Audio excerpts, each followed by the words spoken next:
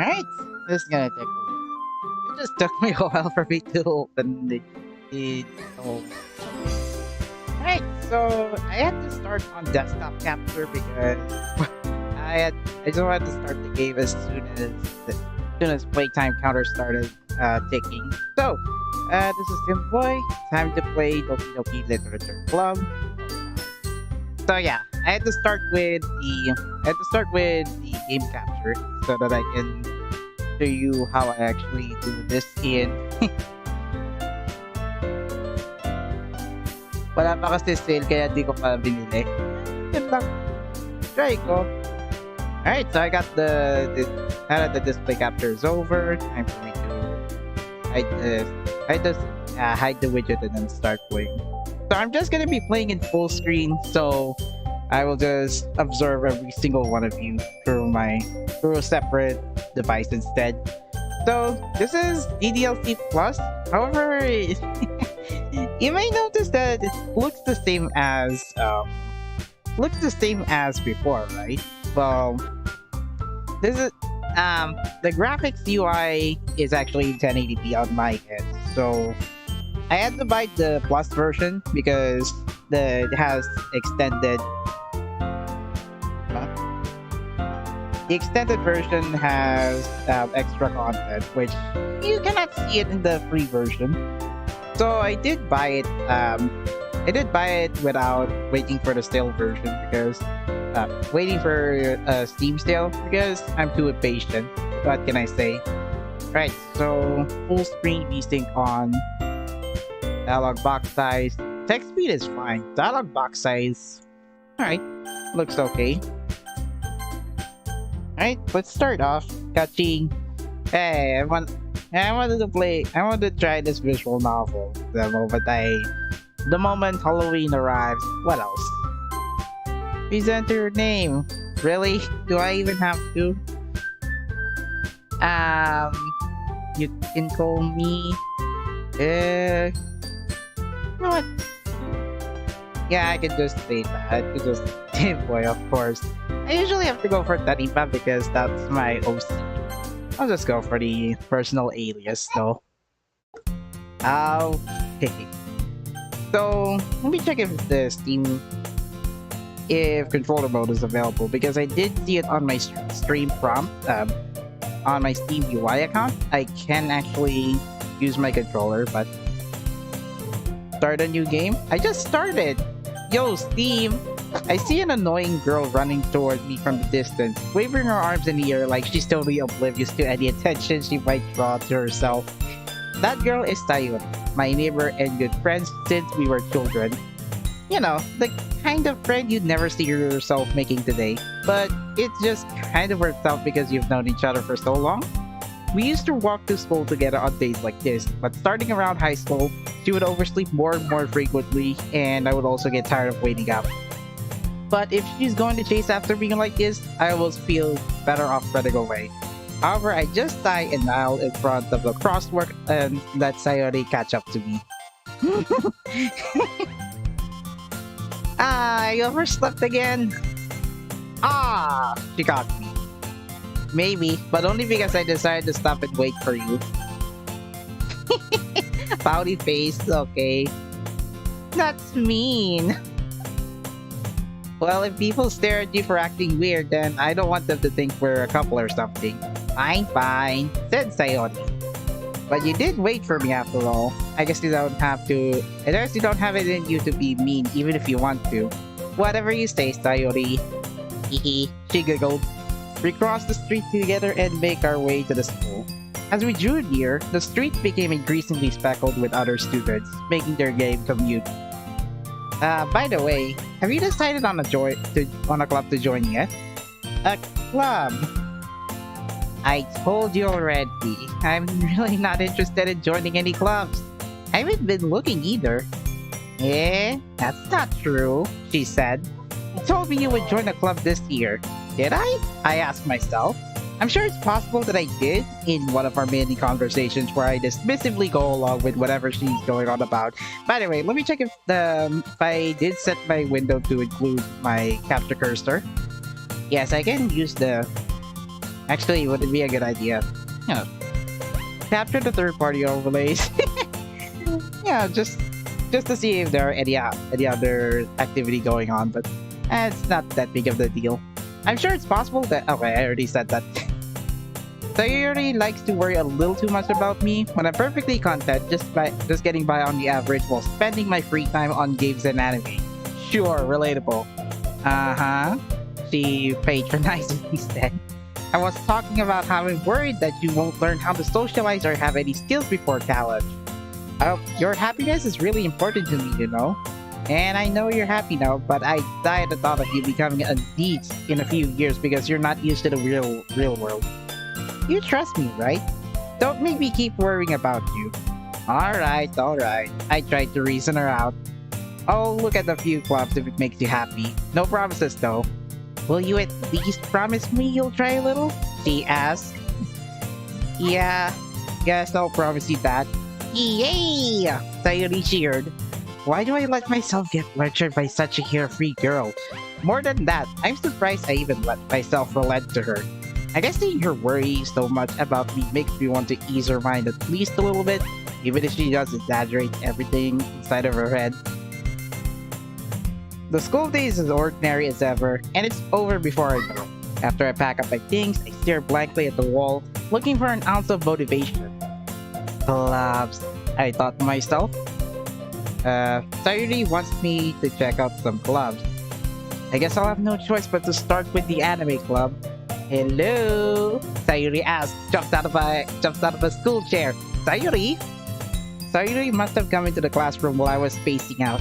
I took around and realized that I'm the only one left in the classroom. Yeah, the protagonist cliche. I'm pretty sure my guy here must have been studying right at the left edge of the left edge of the classroom. Oh, Naya. Same game, but yung ND lang new stuff. I can wait. I thought I catch you coming out of the classroom, but I saw you just sitting in here spacing out, so I came in. Sayuri answered why she came into my classroom. Honestly, you're even worse than me sometimes. I'm impressed. You don't need to wait up for me if it's going to make you late to your own club. Well, I thought you might need some encouragement, so I thought, know what? Well, that you could come to my club? Sayuri invited me to her club. Sayuri, yeah? There's no way I'm going to your club. Eh! Ichiwaru! Sayuri is the vice president of the literature club. Not that I was ever aware that she had any interest in literature. In fact, I'm 99% sure she only did it because she thought it would be fun to help start a new club. Since she was the first one to show interest after the one who proposed the club, she inherited the title Vice President. That said, my interest in literature is guaranteed to be even less. Yeah, I'm going to the anime club, I answered. Come on, please, Sayuri begged. Why do you care so much anyway? Well, I kind of told the club yesterday I would bring in a new member. She answered the reason why she brought me to the club. Also, family chatter in the background, I get it. And Natsuki made cupcakes and everything. Don't make promises you can't keep. I asked her not to. I can't tell if Sayuri is really that much of an airhead or if she's so cunning as to have planned all this out. I let it along sigh.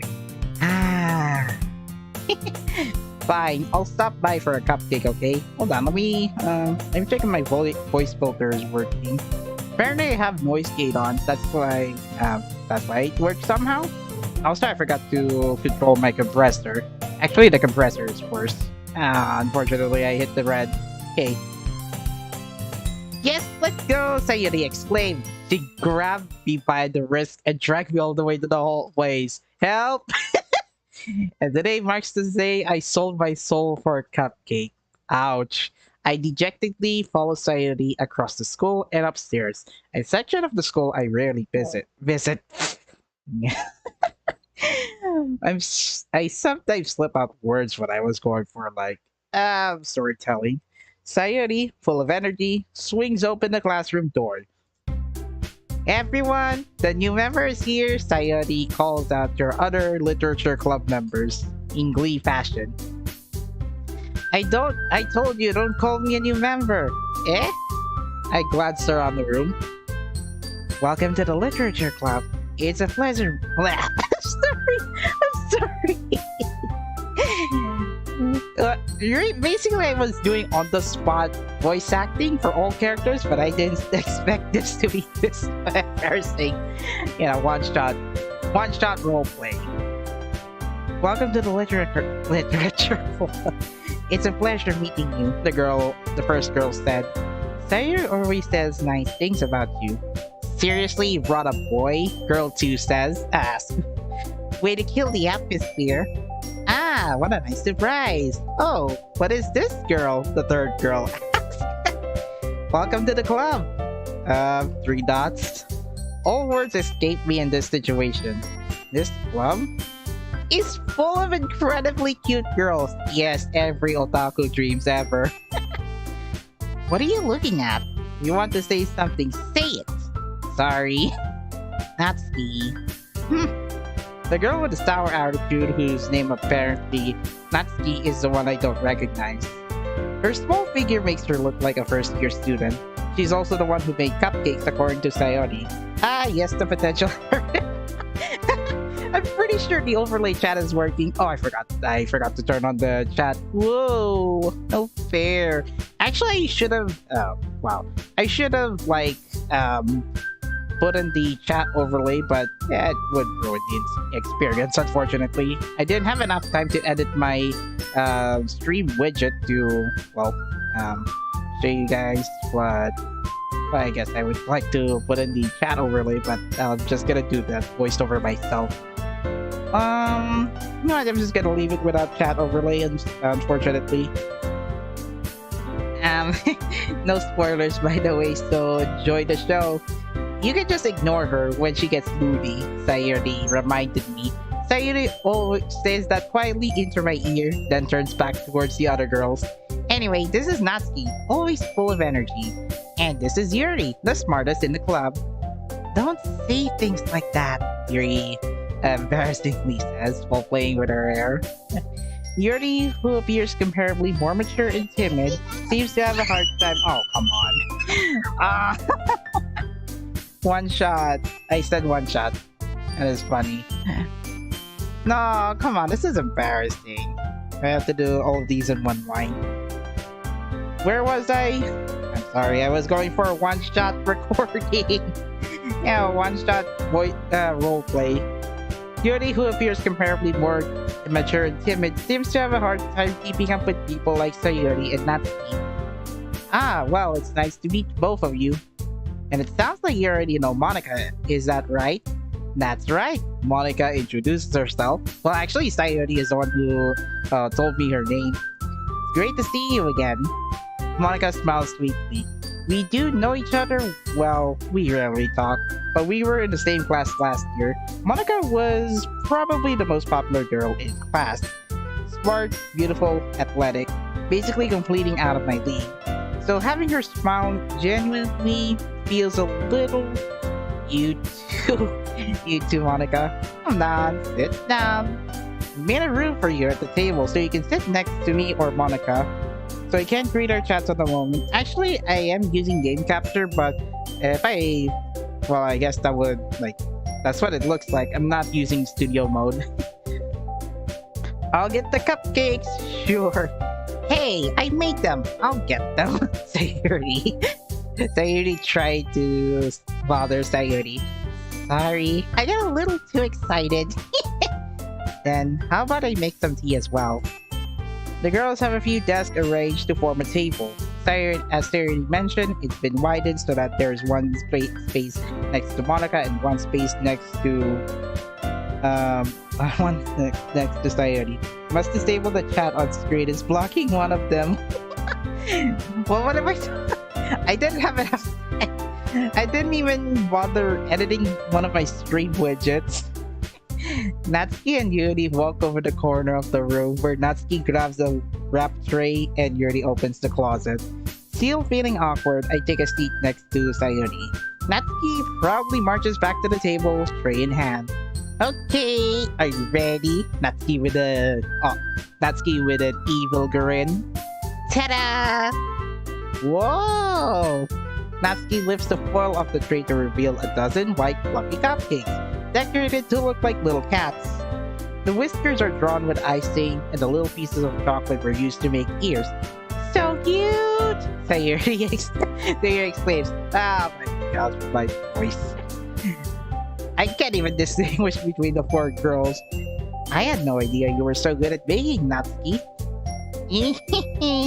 Well, you know, just hurry and take one. Yeah, I can see she has a little bag.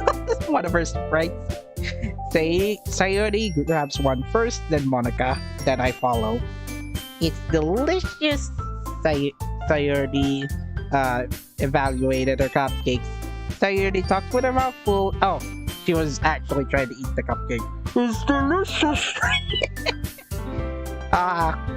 There's so much you can do with the boom microphone, to be honest. Sayuri talks with her mouth full and has already managed to eat the icing on the face. I turn the cupcake around my fingers, looking for a best angle to take a bite. Natsuki is quiet. I can't help but notice her sneaking glances in my direction. Is she waiting for me to take a bite? Okay, I then eventually eat the cupcake. The icing is sweet and full of flavor. I wonder if she made it herself. This is really good. Thank you, Natsuki. Why are you thanking me? It's not like haven't I heard this somewhere before? Made them for you or anything. Soon? Movement? Eh? I thought you technically did. Sayuri said, well, maybe. But not for you. You know, you, dummy. Yeah, alright. I give up on Natsuki's weird logic and dismisses the conversation. Yuri returns to the table, carrying a tea set. She carefully places a teacup in front of each of us before setting down the teapot next to the cupcake tray. You keep a whole tea set in this classroom? Don't worry, the teachers gave us permission. After all, doesn't a hot cup of tea help you enjoy a good book? I guess. Don't get yourself intimidated. You're just trying to impress you. Eh? That's not insulted. Yuri looks away. I meant that, you know. I believe in you. Well, tea and reading might not be a pastime for me, but at least enjoy tea. Wow, I'm glad. Yuri faintly smiles to herself in relief. I sense Ayu demanding an explanation. Hey, you can separate fiction from reality, okay? Monica raises an eyebrow, then smiles at me. So, what made you consider the literature club? I was afraid of this question. Something tells me I shouldn't tell Monica that I was practically dragged here by Sayuri. If you were to say that, my boy, they'll be convinced that you two are now a school couple. Well, I haven't joined any clubs yet, and Sayuri seemed really happy here, so that's okay. Don't be embarrassed, Monica says with her eyes closed. Sorry. We'll make sure you'll feel right at home, okay? As president of the literature club, it's my duty to make the club fun and exciting for everyone. Monica, I'm surprised. How come you decided to start your own club? You could probably be a good board member for any of the major clubs. Weren't you a leader of the debate club last year? Well, you know, to be honest, I can't stand all the politics around the major clubs. Oh, that's the same plot device that I was in last stream from Genshin Impact, where I get to see Milo debate with a sage or academia member. That's why Monica decided to withdraw. Feels like nothing but arguing about the budget and publicity and how to prepare for the events. I'd much rather take something I personally enjoy and make something special out of it. And if it encourages others to get into the literature, then I'm fulfilling that dream. Monica is really a great leader. Yuri also nods in agreement. Then I'm surprised there aren't more people in the club yet. It must be hard to start a new club. You could put it that way. not many people are very interested in putting out all the effort to start something brand new, especially when it's something that doesn't grab your attention, like literature. You have to work hard to convince people that you're both fun and worthwhile. But it makes school events like the festival that much more important. I'm confident that we can all really glow. Are you kidding me? Grow this club before we graduate.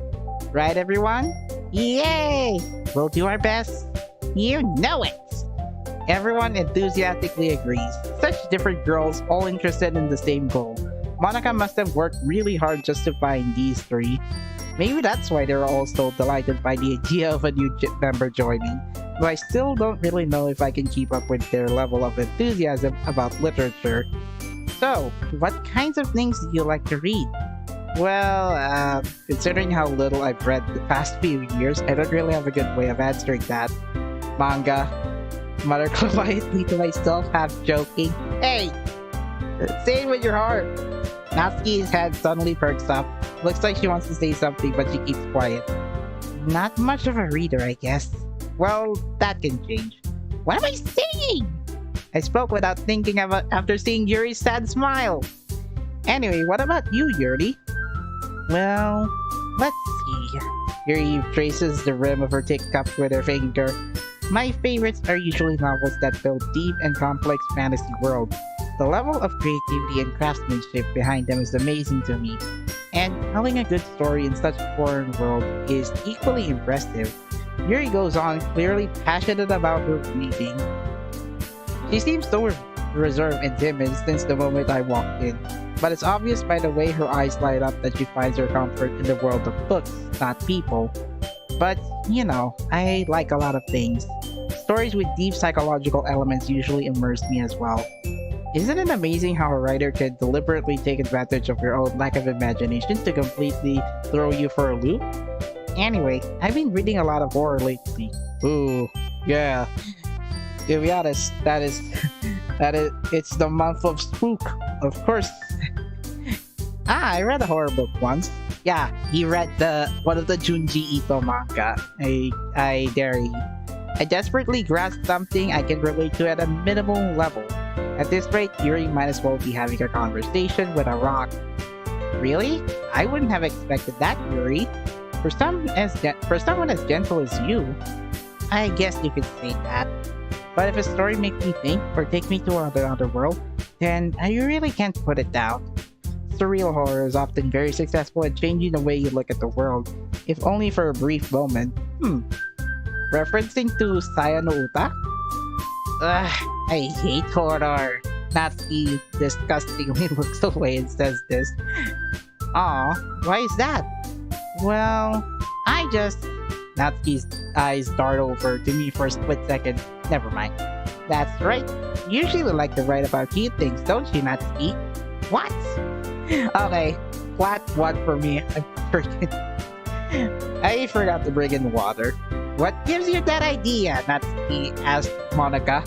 You left a piece of scrap paper behind last club meeting. Looks like you were working on a poem called Don't Say That Out Loud! Okay, and give that back! Fine. Your cupcakes, your poems, Sayuri was dancing around. Everything you do is just as cute as you are. Sayuri settles up behind Natsuki and puts her hands on her shoulders. I am not cute! Natsuki, you write your own poems? Well, I guess sometimes. Why do you care? I think that's impressive. Why don't you share them sometime? No. Natsuki averts her eyes. You wouldn't like them. Not a very confident writer yet. I understand how Natsuki feels. Sharing that level of writing takes more than just confidence. The truest form of writing is writing to oneself. You must be willing to open up to your readers, exposing your vulnerabilities and showing even the deepest reaches of your heart. Do you have writing experience too, Yuri? Maybe if you share some of your work, you can set an example and help Natsuki feel comfortable through the sharers. Good idea. I guess it's the same for Yuri. Aw, I wanted to read everyone's poems. We all sit in silence for a moment. Okay, I have an idea, everyone. Both Natsuki and Yuri look at her. Natsuki and Yuri look quizzically at Monica. Let's all go and write a poem of our own. Then, next time we meet, we'll all share them with each other. That way, everyone is even. Yeah, let's do it! Plus, now that we have a new member, I think it will help us all get a little more comfortable with each other and strengthen the bond of the club. Isn't that right? Monica smiles warmly at me once again. Hold on, there's still one problem. Eh, what's that? I should have written water, to be honest. Now that we're back into the original topic of me joining the club, I bluntly come forth with what's been on my mind the entire time. Pretty sure I did not see the analytics going. Oh, I guess it's just on viewer tonight. Also, no spoilers to be honest, because I just started the game. Looks like a visual novel to me. Now that we're back to the original topic of me joining the club, I bluntly come forth with what has been on my mind the entire time. I never said I would join this club. Society may have convinced me to stop by, but I never made any decision. I still have other clubs to look at, and I lose my train of thought. All four girls stare back at me with the dead eyes.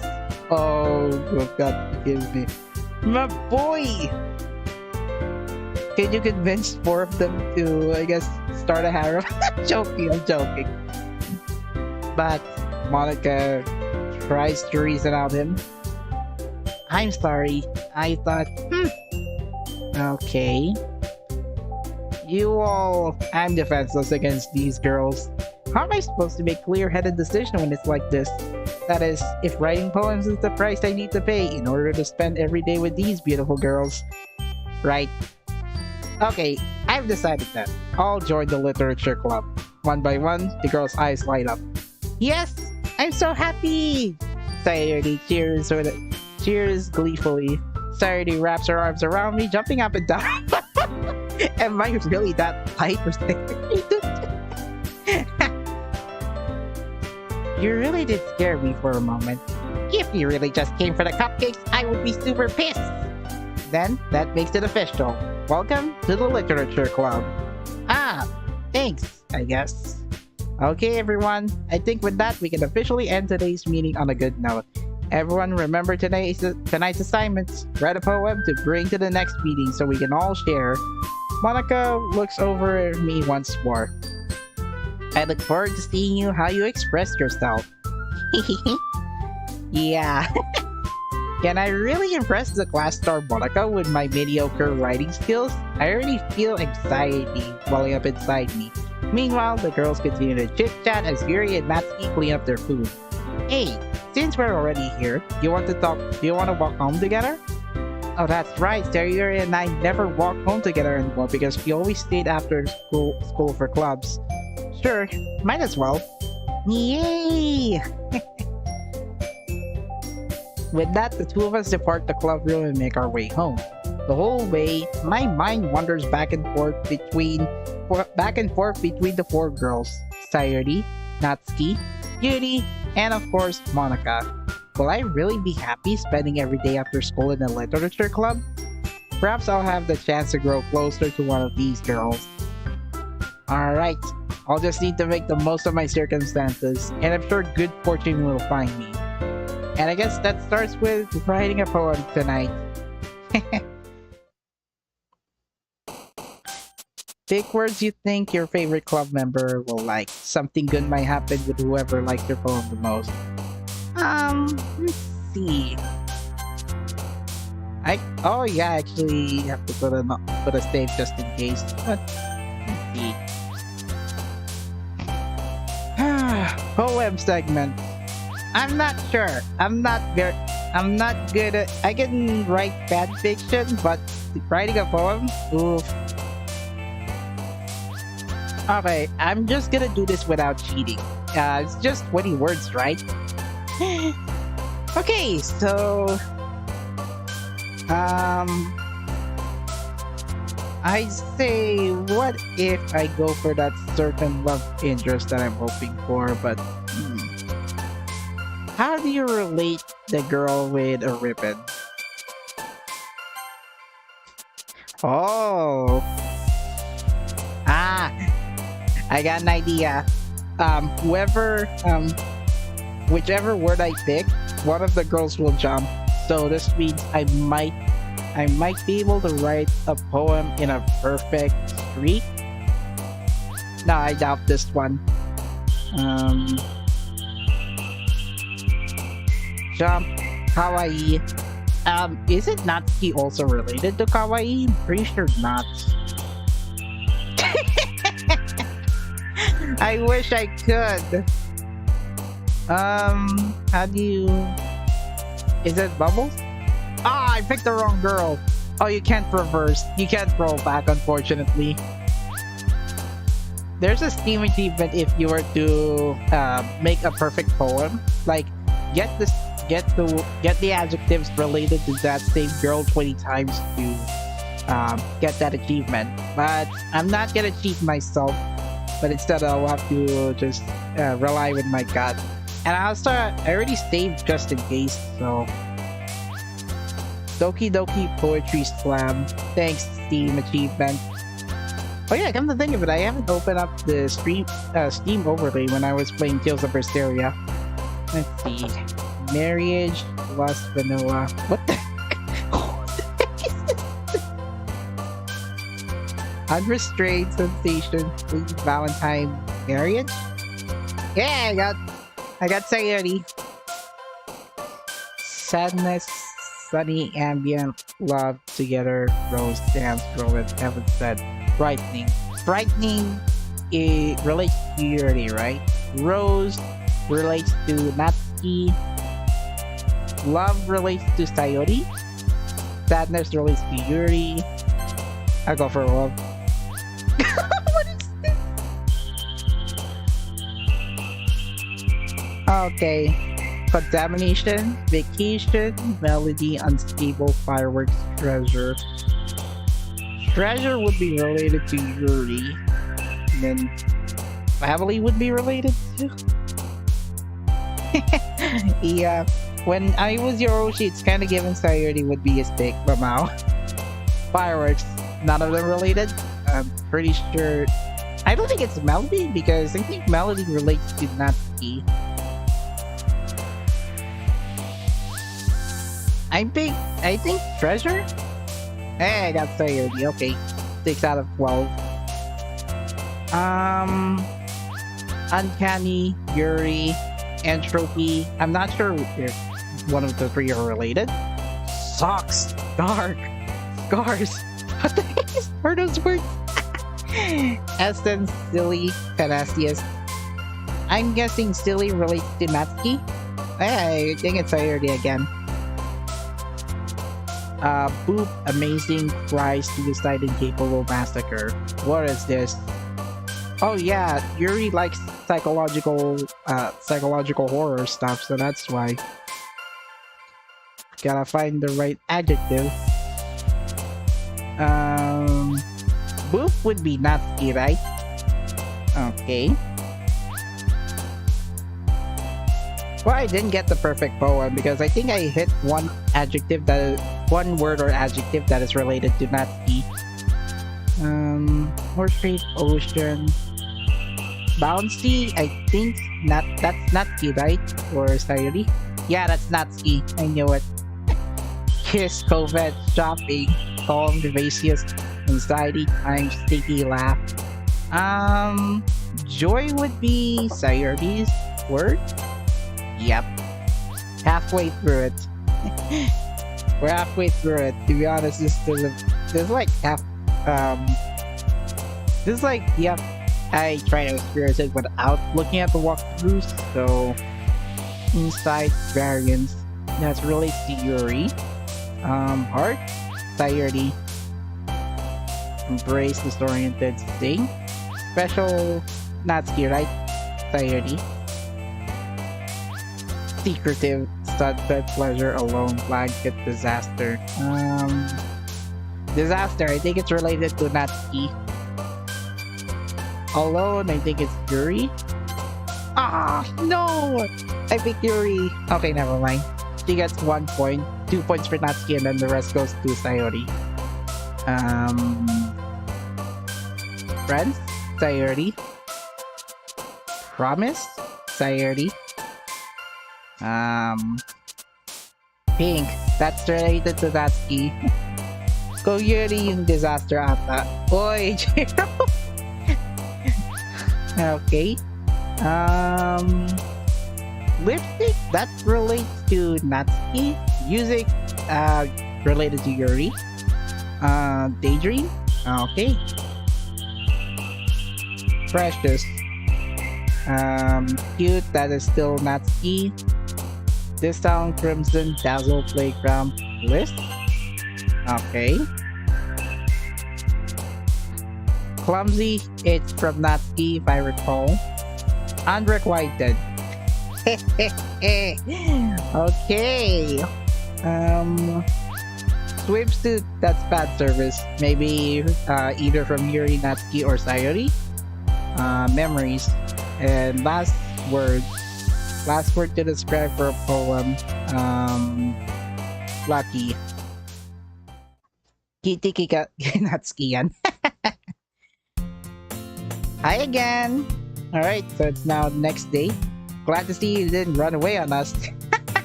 Wait, I was running away? Nah, don't worry. This might be a little strange for you, but at least I keep my word. Well, I'm back at the literature club. I was the last to come in, so everyone else is already hanging out.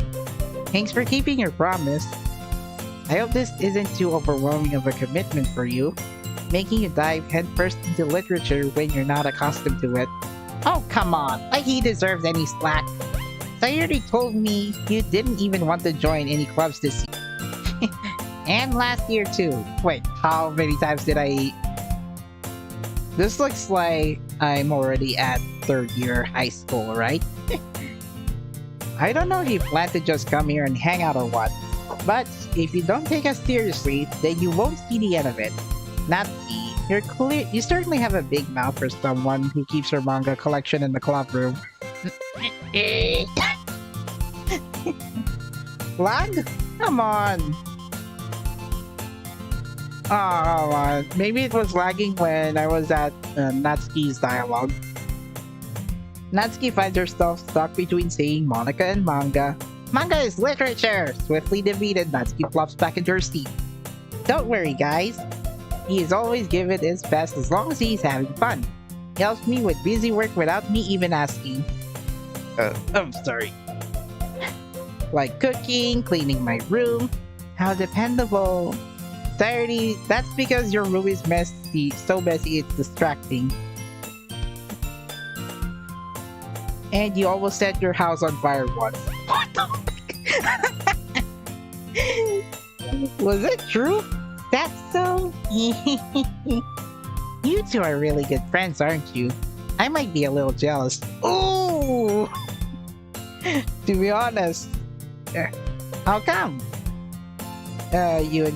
You and me can be good friends too. Sayori? As usual, Sayori seems oblivious to the weird situation she just put me into. Oh, Yuri even brought you something today, you know? Wait, Sayori? Me? Not really. Don't be shy. It's really nothing. What is it? Never mind. Oh.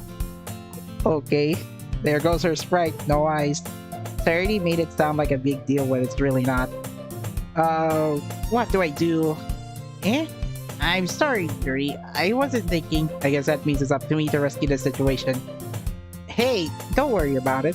First of all, I wasn't expecting anything in the first place, so any nice gesture from you is a pleasant surprise. It'll make me happy no matter what. Is that so? Yeah, I won't make it a big deal if you don't want it to be. Alright. Well, here. Yuri reaches into her bag and pulls out a book. I didn't want you to feel left out, so I picked a book that I thought you might enjoy. It's a short read, so it should keep your attention if you don't usually read. And we could, you know, discuss it if you wanted. This is... How is this girl accidentally being so cute? She even pulled out a book she thinks I'll like, despite me not reading much. Yuri, thank you! I'll definitely read this. I enthusiastically take the book. Phew! Well, you can read it at your own pace. I look forward to hearing what you think. Now that everyone's settled in, I expected Monica to kick off some scheduled activities for the club. But that doesn't seem to be the case. Sayuri and Monica are having a cheery conversation in the corner. Yuri's face is already buried in the book. I can't help but notice her intense expression, like she was waiting for this chance. Meanwhile, Natsuki is rummaging around in the closet. Man, it looks like no one wants to be bothered today. I slumped down to the nearest desk. How am I supposed to occupy myself with something literature related by myself like this? I guess it could be it. I could finish that in about 3 streams, but it depends. I guess I could always read some book Yuri gave me, but I'm feeling a little too tired to read. I could probably fall asleep right now. Then I close my eyes. I ended up misreading a series conversation with Monica. We're probably gonna seem really lame compared to all the other clubs, though. Well, we can't give up. The festival is our chance to show everyone what literature is all about. The problem is that the idea of a literature sounds too dense and intellectual. But it's not like that, you know. We just need a way of showing that to everyone. I'm late chatter at the moment. Something that speaks to their creative minds. I said creature? My god. That doesn't solve the problem though. Eh? What do you mean? Even if we come up with the most fun thing ever, nobody will come in the first place if it's a literature event. So it's more important to figure out how to get people to show up in the first place, you know? And after they come, we can do the thing to speak to their creative minds. What's this? Sayuri is taking this really seriously. It's rare to hear her deliberating like this. Huh, that's a good point. In that case, do you think food will do the trick? What kind? Well, I guess we could... Cupcakes! Ah, good thinking. Natsuki would love to do that. Oh, you're right. Natsuki makes the best cupcakes. That works out perfectly. That wasn't why you suggested it. Cupcakes speak to my creative tummy. Cupcakes it is then. I'm hungry. Anyway, we still need to work out the details of the event itself. I find myself smiling. In the end... Sorry, mucus in my mouth. In the end, Sayuri is still her usual self. But therein lies the unexpected reason I admire her. Unlike me who has trouble finding any motivation at all, Sayuri can put her mind to things and make them come to life. I suppose that's why I end up letting her get in my case about things. I can't help but wonder, what would it be like to see in the world through her eyes? I opened my eyes to... Oh, come on, this microphone actually picked up the limiter and said... It's like, ah! And then, poof, it became right. I was actually using a compressor. That's why I didn't do much on the... Let me check the voice gain for a little bit. Compressor? Alright. Let's try this again. Ah! Oh, come on, the red. Oh. It became red when I turned off the compressor, unfortunately. So I have to put the settings back. Oh, maybe it's because I was using RNN noise this whole time. Hey, it's at least better noise compression. I open my eyes to find Sayuri's face filling my vision. I nearly fall out of my chair. Okay.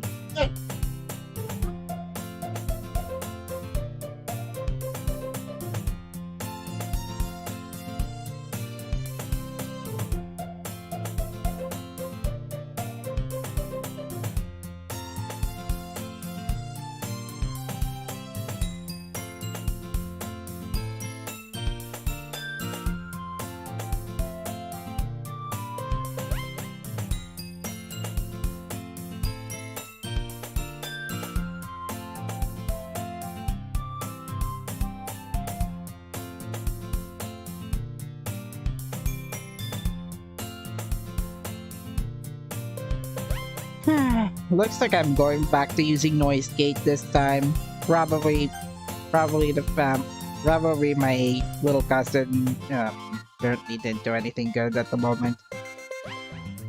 Wait, actually, I'm not sorry at all. It's your fault for sleeping like that. This isn't the napping club. Does our school have a napping club? What a joke! You're staying up late again, aren't you? Now that you're in the club, you're gonna have less time for anime, you know? You'll need to get used to it. Don't say that so loud. I glanced over my shoulder to see if Monica overheard. It's true, though. Yeah, I know. You're always looking out for me, Sayuri. What I do best. That's the problem. What about you? You look out for me better than you look out for yourself. You're still oversleeping every day, aren't you? Not every day. That's not very convincing. How many days this past week have you gotten up on time? It's a secret.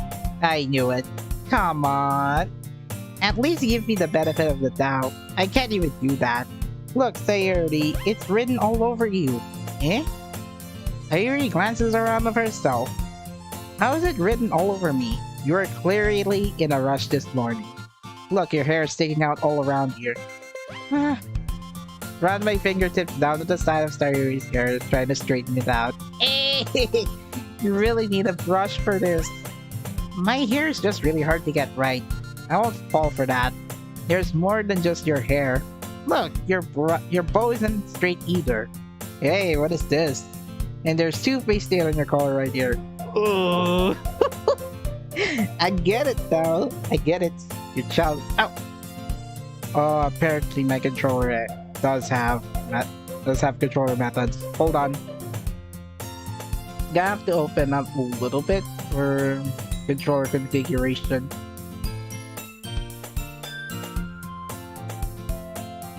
Up, down, left arrow, left mouse, S escape, return. Really? That's the config I've picked?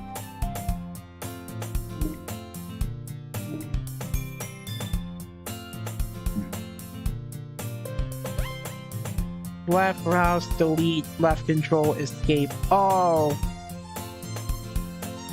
Okay.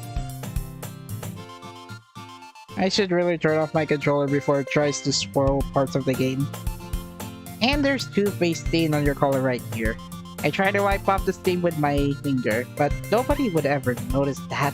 Of course they would! Nobody's gonna tell you about it because they don't want to embarrass you. Fortunately, I really don't care about that. Hey, you meanie. And you don't even keep your blazer button up. Seriously, Sayuri! Why do you think you don't have a boyfriend yet? Eh? That's super mean. Sorry, but you'll thank me later. I started to button her blazer from the bottom. Once you see how much better it looks, you'll change your mind. Dude! This is so funny. What is? Well, I was just thinking how weird it is to have a friend who does this kinds of things. Eh? Don't say that. Don't make me feel weird about it, stupid. It's okay though. I'm happy we're like this, aren't you? I guess. Hey, be careful about my... You playful! Why is this one so hard to close? I struggle to fully close the button near your chest. Does this thing even fit to you properly? It did when I bought it.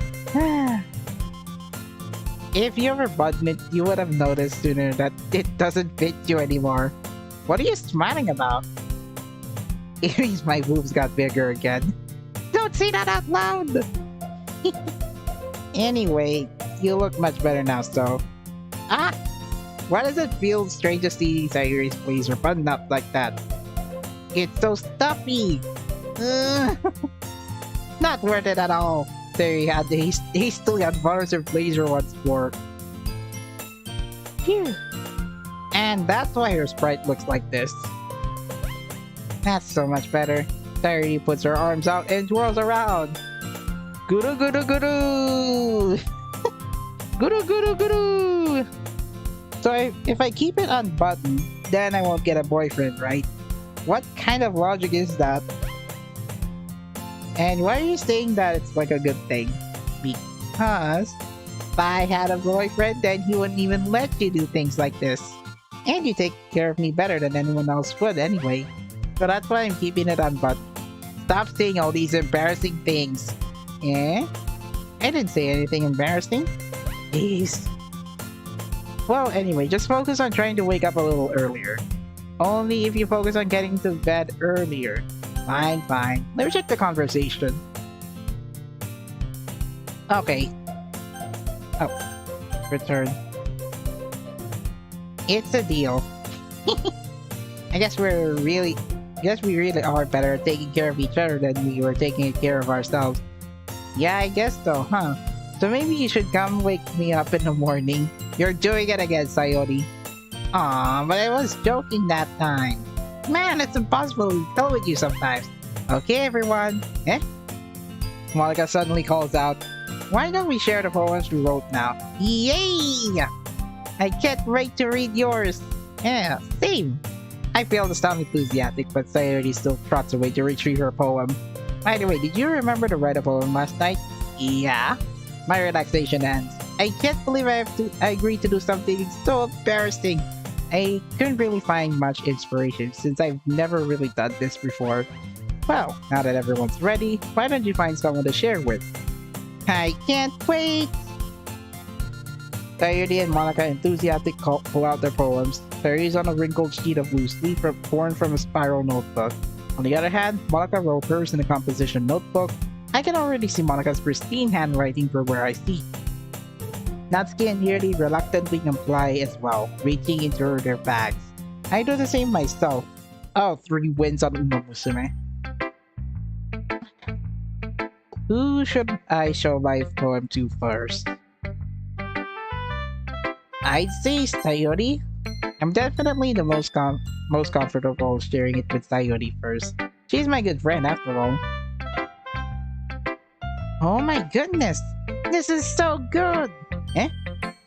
I love it! I have no idea you were such a good writer! Sayori? You must be seriously overreacting. I'm not a good writer after all. You got 4 wins on Champions Meeting, come on. I honestly have no idea what I'm doing. Well, maybe that's why. Yeah, because I have no idea what I like either. Okay, jeez. I'm sure Yuri's opinion has to be a little more constructive than this. Maybe even Natsuki's. Are you sure you don't like it just because I wrote it? Eh? Well, I'm sure that's part of it. I think I understand you better than a lot of other people, you know. So when I read your poem, it's not just a poem. It's a poem from me! Yeah, it's a poem from me, of course. And that makes it feel extra special. Like I can feel your feelings in it. Sayori hugs the sheet against her chest. You're so weird, Sayori. I'm really happy just that you wrote one. Just remind me of how you're easily a part of the club now. Not to mention to the fact that I'm standing in front of you in the club room. Well, of course. Not really into it that, but that doesn't mean I'll break my promise. See? Like I said before, deep down, you're not selfish at all, you know? Trying new things like this for other people. That's something that only good people do. Thanks, Sayori. Not sure if Sayori still sees the full picture. Then again, can't deny that she's part of the reason I joined, knowing how much this means to her and all. Yeah, I'm gonna make sure you have lots of fun here, okay? That will be my way of thanking you. Alright, I'm going to hold you to that then. Yay! Now you'll read my poem too, right? Don't worry, I'm really bad at this. We'll see about that. Dear sunshine, the way you glow through my blinds in the morning, it makes me feel like you missed me. Kissing my forehead to help me out of bed, making me rub the sleepy from my eyes. Are you asking me to come out and play? Are you trusting me to wish away a rainy day? I look above, the sky is blue. It's a secret, but I trust you too. But if it wasn't for you, I could sleep forever. but I'm not bad. I want breakfast. Sayori? This is just a guess, but did you wait until this morning to write this? No! Just a little bit. You can't answer just a little bit to a yes or no question. I forgot to do it last night. Well, at least that makes me feel a little better about myself. Don't be mean. I still tried my best. Yeah. I didn't mean to say that it was a bad poem. Came out nice, or how should I put it? Sounds just like you. Really? Yeah. Especially that last line. I made exit toast, even though you were late to school. It's bad to skip breakfast. I got all cranky. Well, I guess there's no point in arguing. Anyway, thanks for showing me. This was so much fun. Monica's the best. Yeah. But next time I won't forget. Ow! I thought it was myself! Come on! And I'm gonna write the best poem ever. I guess I look forward to it. Well, let's see on Natsuki's. Since I picked 2 words describing her. Well, it's about what I expected from someone like you. That's a little blunt. Well, excuse me. It's not like I said it was bad. It just didn't invoke any emotions. So basically, it's not as cute enough for your taste. Do you want to get smacked? No, please. I'll pass. Well, anyway, I guess I need you to show mine. Not that you'll like it. Eagles can fly, monkeys can climb, crickets can leap, horses can race. Uma musume. Owls can see, cheetahs can run, eagles can fly, people can try, but that's about it. Okay. That's a short poem, but I guess that's what I get for picking just 2 words describing Natsuki. Yeah, I told you that you weren't gonna like it. I like it. What? Just be honest. I am. Why are you so convinced that I wouldn't like it? Well, because everyone in high school thinks that writing has to be all sophisticated and stuff. So people don't even take my writing seriously. But isn't the point of poems for people to express themselves? Your writing style wouldn't make your message any less valid. Yes, exactly. I like it when it's easy to read, but it hits you hard. Like in this poem, seeing everyone around you do great things can be easily disheartening. So I decided to write about it. Yeah, I understand. But the other nice thing about simple writing is that it puts more weight on the wordplay. Like I set up for a rhyme at the end, but then made it fall flat on purpose. It helps you bring out the feeling in the last line. So you did? I guess more went into it than I realized. That's what it means to be a pro. I'm glad you learned something. Didn't expect that from the youngest one here, did you? Yeah, guess not. I decided to humor her with the last comment. I don't really care how old everyone is, but if Natsuki's feeling proud, then I won't take that away from her. When you try your best but you don't succeed, yeah. I only described 2 words about her. And I only picked 1 word from Yuri.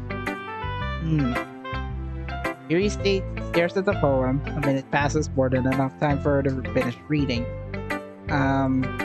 Oh. Sorry. I forgot to start speaking. It's fine. Don't force yourself. I'm not. I just need to put my thoughts into words. Hold on. Okay. This is your first time writing a poem, right? Yeah. Why do you ask? I'm just making sure. I guess that might be after reading through it. Oh, so it's that bad. No! Can I just raise my voice? I'm so sorry. Yuri buries her face in her hands. I couldn't help but notice that it's been several minutes and we really haven't gotten anywhere. Might take Yuri a while to get used to new people.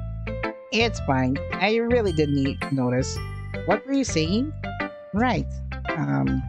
Just that there are specific writing habits that are usually typical of new writers.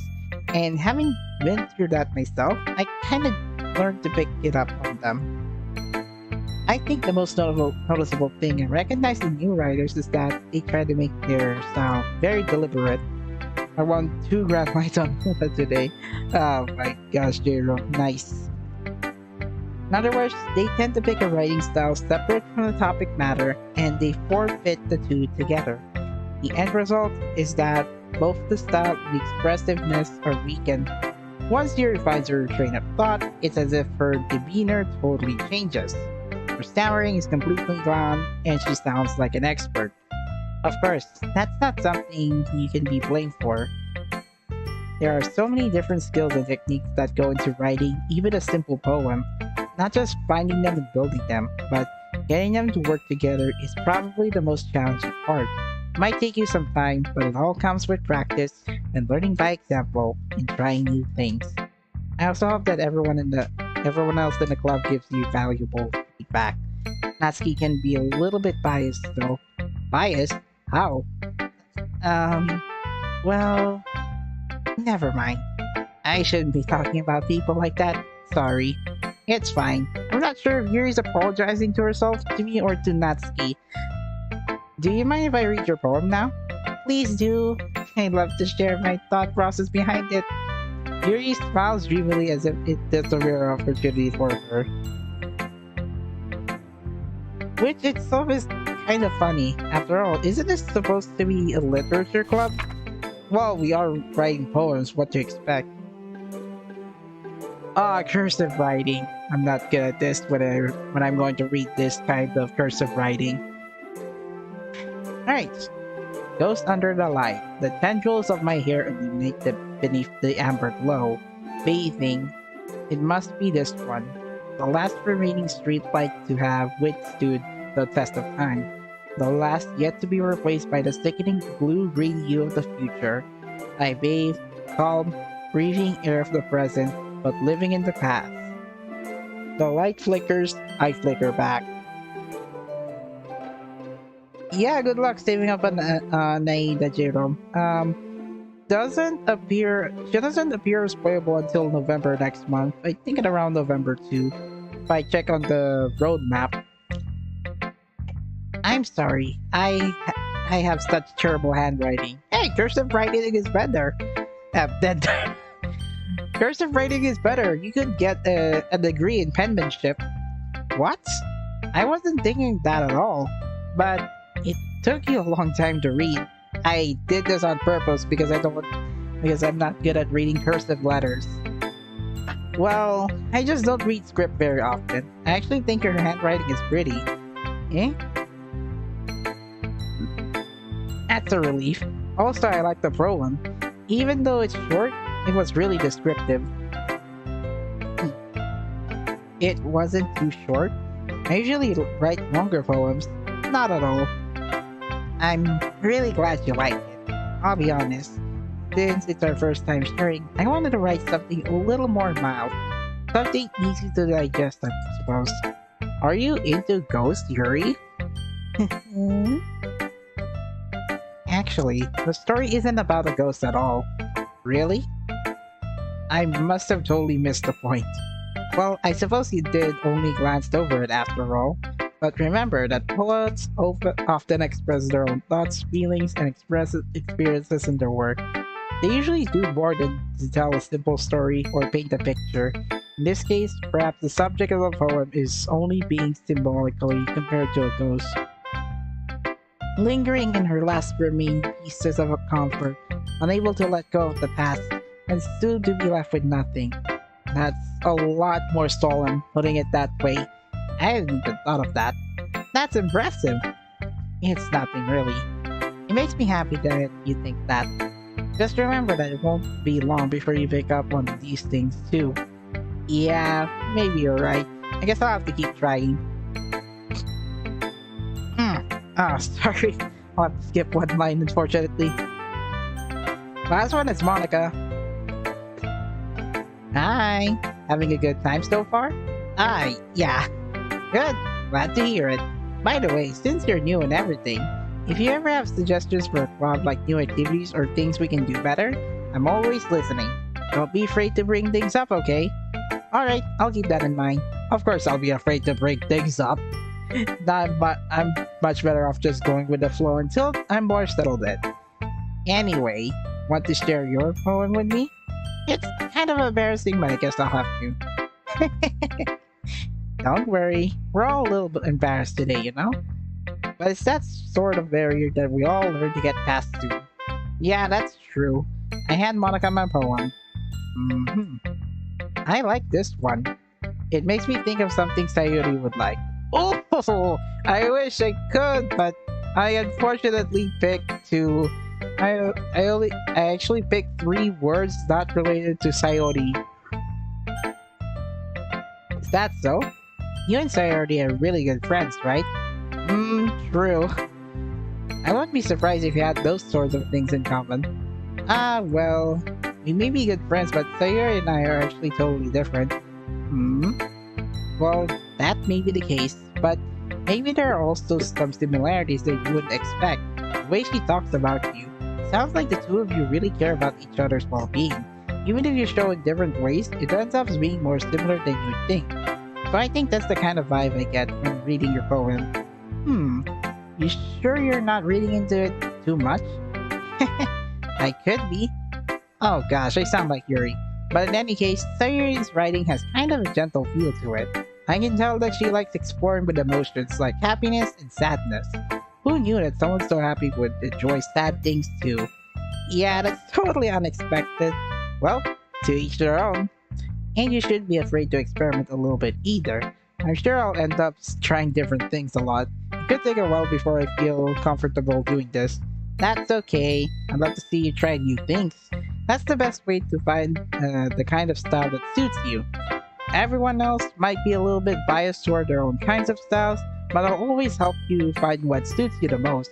So don't force yourself to write the way everyone else wants you to write. It's not like you have to worry about impressing them or anything. Anyway, do you want to read my poem now? Don't worry, I'm not very good. You sound pretty confident for someone who claims to not be very good. Well, that's because I had to sound confident. That doesn't mean I always feel that way, you know? I see. Well, let's read it then. Hole in wall. It could have been me. See? The direction the spackle protrudes. A noisy neighbor, an angry boyfriend. I'll never know. I wasn't home. I peered inside for a clue. No, I can't see. I reel blind like a film left out in the sun. But it's too late. My retina's... What the heck? She's staring at the sun like Icarus. Oh my god. Okay, I had to stop midway through that poem, but okay. Already skirted with a permanent copy of the meaningless image. It's just a little hole. It wasn't too bright. It was too deep, stretching forever into everything. A hole of infinite choices. I realized now that I wasn't looking in. I was looking out. And he on the other side was looking in. Looks like a forewarning poem, but I'll take note of that. So, what do you think? It's very freeform, if that's what you call it. Sorry, I'm not really the right person to ask for feedback. It's okay. Yeah, that kind of style has gotten pretty popular nowadays. That is, a lot of poems have been putting emphasis on the timing between words and lines. When performed out loud, it can be really powerful. What was the inspiration behind this one? Well, I'm not sure if I know how to put it. I guess you could say that I had some kind of epiphany recently. It's been influencing my poems a bit. An epiphany? Yeah, something like that. I'm kind of nervous to talk about deep stuff like that because it's kind of coming on strongly. Maybe after everyone is better with friends each other. Anyway, here's Monica's writing tip of the day. Sometimes when you're writing a poem, a story, or your brain gets too fixated on a specific point, if you try so hard to make it perfect, then you'll never make any progress. Just force yourself to get something down on the paper or tidy it up later. Anyway, another way to think about it is this. If you keep your pen at the same spot for too long, you'll just get a big dark puddle of ink. So, just move your hand and go with the flow. That's my advice for today. Thanks for listening. Come to think of it, did I... Oh, cool. Okay, disable this because I want some surprise.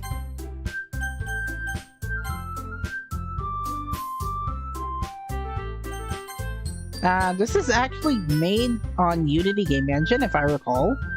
This is not made with RunPy. You know, it's the visual novel engine that Western visual novel developers use. So, this being made in Unity, I will have to do things differently from the original version. I guess that's everyone. I glanced around the room. That was a little more stressful than I anticipated. It's as if everyone's judging me for my mediocre writing abilities. Even if they're just being nice, there's no way my poems can skip and stand up to theirs. This is a literature club after all. I guess that's what I end up getting myself into. Across the room, Sayuri and Monica are happily chatting. My eyes lands on Yuri and Natsuki. They gingerly exchange sheets of paper, share their respective poems. As they read in tandem, I write each of their expressions strange. Natsuki's eyebrows furrow in frustration, meanwhile Yuri smiles sadly. What's with this language? Eh? Did you say something? Oh, it's nothing. Natsuki dismissively returns the poem to the desk with one hand. I guess you could say it's fancy. Ah, thanks. Yours is cute. Cute? Did you completely miss the symbolism or something? It's clearly about the feelings of giving up. How can that be cute? I know that. I just meant the language, I guess. I was trying to say something nice. Eh? You mean you have to try that hard to come up with something nice to say? Thanks, but it didn't come out now. That was done. Thanks, but it really didn't come out nice at all. Well, I do have a couple of suggestions. If I was looking for the suggestions, I would have asked someone who actually liked it. Which people did, by the way. Sayuri liked it. He did it too. So based on that, I'll gladly give you some suggestions of my own. First of all, excuse me. I appreciate the offer, but I spent a long time establishing my writing style. I didn't expect it to change anytime soon, unless of course I come across something particularly inspiring, which I haven't yet. And he liked my poem too, you know.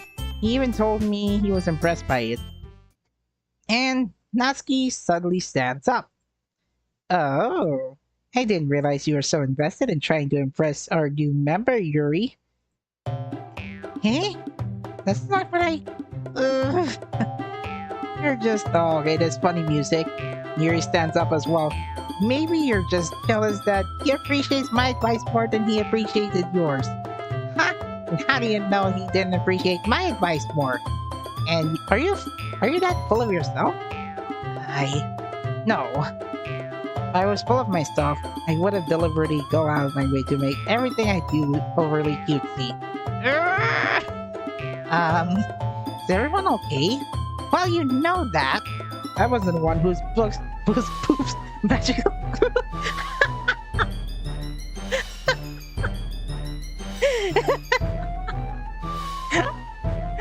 Okay,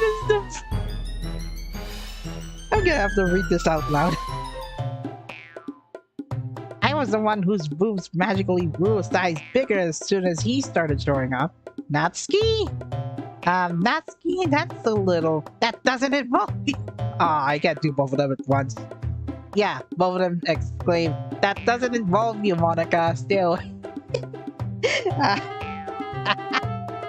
I keep doing I keep having silent laughs and then the microphone just mutes out.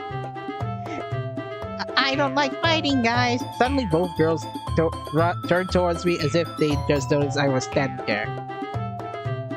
She's just trying to make me look bad. That's not true. She started it. She could get over herself and learn to appreciate that simple writing is more effective. Then this wouldn't have happened in the first place. What's the point in making your poems all convoluted for no reason? That meaning should jump out of the reader, not force them to have to figure it out. Help me explain that to her. Wait! There's a reason we have so many expressive words in our language.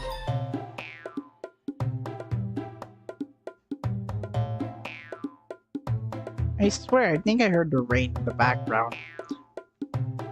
I think it is the rain. It's the only way to convey complex feelings in meaning the most effectively. No, I'm not doing Yuri's voice. Avoiding them is not only unnecessarily limiting yourself, it's also a waste. You understand that, right? Well... I just burped. How did I get dragged into this in the first place? It's not like I know anything about writing, but whomever I agreed with, they'll probably think more highly of me. Oh my gosh. So of course that's going to be...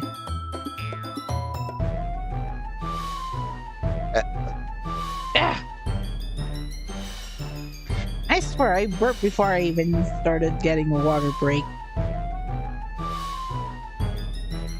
I'm not gonna cheat, so... Sayuri! Tasukete kudasai! Natsuki? Natsuki glares at me, drying up any words I had in my mouth. Yeah, true. My throat is already drying up. So instead I turn to Yuri. Yuri? Yuri's expression is so defenseless that I can't bring myself to say anything to her. Sayuri? Huh? Yeah. Everyone's fighting as if making Sayuri uncomfortable. How could the two of you keep fighting when you know you're making your friend feel like this? Well, that's her problem. This isn't about her. I agree. It's unfair for others to interject their own feelings into our conflict. Yeah, unless Sayuri wants to tell Yuri what a stuck-up jerk she's being, she would never. It's your immaturity that made her upset in the first place. Excuse me? Are you listening to yourself? This is exactly why. Exactly why nobody likes stop! Alright, that's a flat stop. Natsuki, Yuri, you guys are my friends. I just want everyone to get along and be happy. My friends are wonderful people. I love them because of their differences. Natsuki's poems, they're amazing because they give you so many feelings with just a few words. Yuri's poems are amazing because they paint beautiful pictures in your head. Everyone's so talented, so why are we fighting? Because, well, also, Natsuki's cute, and there's nothing wrong with that. Yuri's boobs are the same as always were. Big and beautiful. Sayuri. Sayuri stands triumphantly. Monica stands behind her with a bewildered expression. I'll make some tea. Yuri rushes off.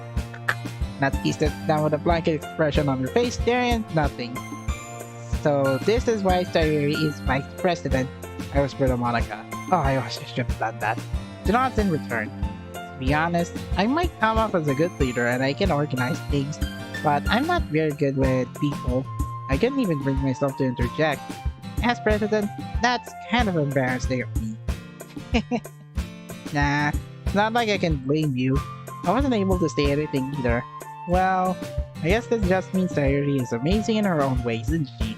You could say that. She might be an airhead, but sometimes it's weirdly suspicious that she knows exactly what she's doing. I see. Take good care of her, okay? I would hate to see her get herself hurt. That makes two of us. You can count on me. Monica smiles sweetly at me, causing my stomach to knot. Such a genuine person really does make a good president, regardless of what she says. If only I can get the chance to talk to her a little more. Okay, everyone. Just about time for us to leave. How do you all feel about sharing poems? It was a lot of fun. I'd say it was worth it. It was alright. Well, mostly. How about you? Well, I'd say the same. It was a neat thing to talk about with everyone. Awesome! In that case, we'll do the same thing tomorrow. Maybe you learn something from your friends too. So, your prowess will turn out even better. I think to myself, I did learn a little more about kinds of poems everyone likes. But in luck, that means I can at least do a better job of impressing those I want to impress. Not to myself with newfound determination. Ready to walk home? Sure, let's go. Sayuri beams at me. Sure, really has been a while since Sayuri and I have spent this much time together. Can't really say I'm not enjoying it either. Sayuri? Well, what happened earlier? Eh? What do you mean? You know, between Yuri and Natsuki. Does that kind of thing happen often? No. That's really the first time I've seen them fight like that. I promise they're both wonderful people. You don't hate them, do you? No, I don't hate them. I just wanted your opinion, that's all. I can see why they make good friends with you. Yeah. You know, nice that I get to spend time with you in the club. But I think seeing you get along with everyone makes me the happiest. And I think everyone really likes you too. Matt. Every day is going to be so much fun. Looks like Sayuri still hasn't got onto that kind of situation I'm in. Sure, being friends with everyone is nice, but does it really need to stop here? We'll just have to see what the future holds, Sayuri. I patted Sayuri on the shoulder. Said that more to myself than to her, but it's easy to use Sayuri as an internal monologue sometimes. Okay. Yeah, let's do this.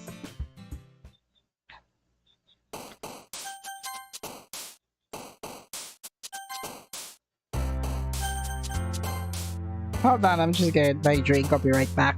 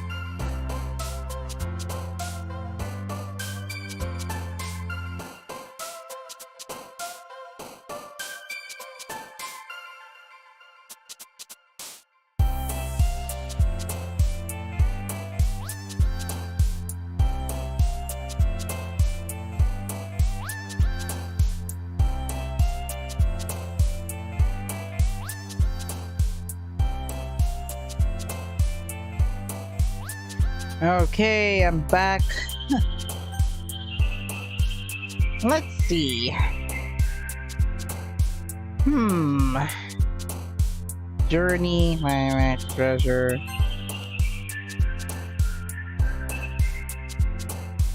Fireflies, ambient boob. Boob related to Natsuki, right? Yeah, it's from Natsuki. Oh, come on. I picked Yuri's word. I picked Yuri. Okay, then. Childhood. Strawberry came from Natsuki. Philosophy from Yuri. Shame from Yuri. And then... Vanilla from Natsuki. Hopeless from Yuri. Sting? Okay, that's Natsuki's. Ran. Emily. Heart? Okay. Warm, that's Natsuki, that's Sayuri. Marriage. I'm just bringing up random words for no reason at all. Oh, that's from Natsuki. Dang it. 2 points from her.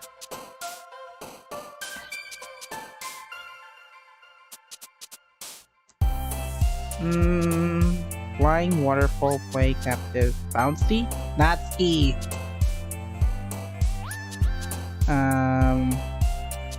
Death, well, peaceful, Sayuri.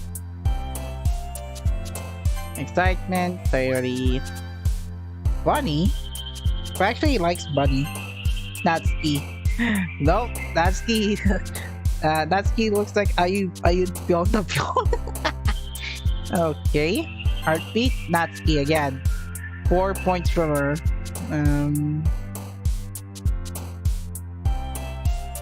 So I guess 13 points for Sayuri. I'd say passion, Sayuri. Okay. Imagination, that's Yuri. 2 points for her.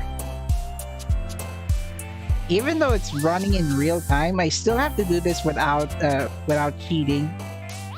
It's on ultra low latency anyway. I'd say fun. Lastly, sunny. I think around 14 words for Sayori, 4 words for Natsuki, and 2 for Yuri. Another day passes. It's time for the club meeting already. I've gotten a little more comfortable here over the past couple of days. Entering the club room, the usual scene greets me. Yo, Sayori! Looks like you're in a good mood today. I'm just still not used to you being in the club, that's all. I see. That's a pretty simple thing to get you in a good mood. But I guess it's always the simple things with you anyway. Speaking of which, I'm kinda hungry. Will you come with me to buy a snack? No thanks. That's not like you at all. I have my reasons. Why don't we take a look at your purse, Sayori? Why that all of a sudden? No reason, really. I just wanted to look at it. Sayori nervously retrieves her coin purse. She fumbles with the latch and gets it open. Then she turns it upside down, lets its contents spill into the desk. Only two small coins fell out. Wow. I'd say it's around 20 yen. The last time you pull out your wallet. Let me guess. You bought some snacks from the vending machine, huh? I knew it. I can see right through you, Sayori. That's not fair. How did you even know? It's simple. If you had enough money in the first place, you would have brought a snack before coming to the club room. So either you're not hungry or want an excuse to take a walk, or you plan something conveniently forget that you spent all of your money so that I would lend you some.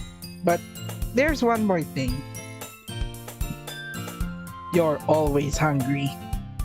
And so that only leaves the one option. I give up! Don't make me feel guilty! If you feel guilty, that means you deserve to feel guilty. Oh, I forgot. I almost turned off the monitor headphones. Yuri suddenly giggles. Eh?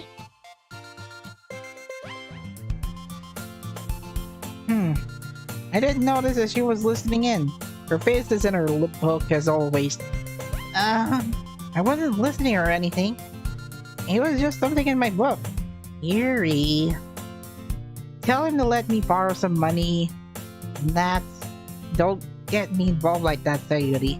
Besides, you should only buy what you can responsibly afford. And frankly, after pulling a mischievous little stunt like that, your suffering is fair enough retribution. I didn't mean that. I got too absorbed into my book.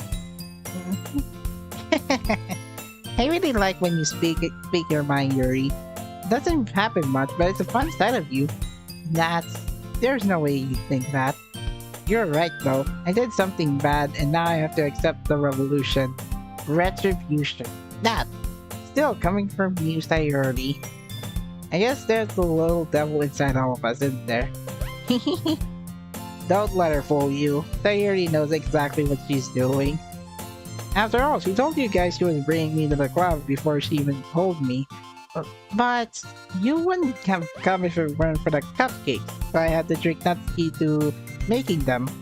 Come on, give me more credit than that, Sayori. Out of nowhere, something smacks Sayori in the face, tumbles to the desk. Yeah. Oh. A cookie? Sure enough, it's a giant cookie wrapped in plastic. Sayori glances around. Is this a miracle?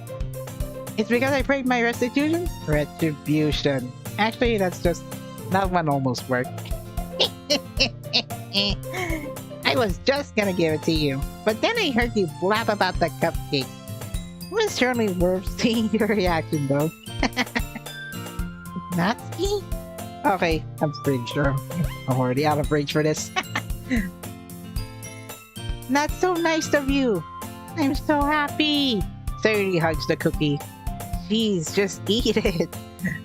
Sayori rapidly tears open the wrapper and takes a big bite. There you claps her back a little bit. Hey, bit my tongue. You're going through a lot over just one cookie. Natsuki takes a bite of her own cookie. Ah, yours look really good too, Natsuki. Can I try it? Jeez, beggars can't be choosers. But yours is chocolate. Yeah, why do you think I gave you that one? Fine. Still, I'm really happy that you shared this one with me. Siri gets out of her seat and goes behind Natsuki, then wraps her arms around her. Ah, jeez! I get it. Yugi's still in hand. Natsuki reaches out to nudge Sayuri off of her. Sayuri suddenly leans down, takes a bite of her Natsuki's cookie. Hey! Did you seriously just do that? Mouthful, Sayuri tracks away the safety. Here and I laugh as well. Jeez, you're such a kid sometimes. Monica, can you help tell Sayuri? Eh? Natsuki glances around. Monica is in the club room. Where's Monica anyway? Good question. Have any of you heard anything about her being late today? Not me. Yeah, I haven't either. That's a bit unusual. I hope she's okay. Of course she's okay. She's probably just had something to do today. It's pretty popular after all. Eh? You don't think she has a... I wouldn't be surprised. She's probably more desirable than all of us combined. That's true. Excuse me. Suddenly the door swings open. Sorry, I'm super sorry. Ah, there you are. I didn't mean to be late. I hope you guys weren't worried or anything. Eh? Monica chooses the club over her boyfriend after all. What do you mean?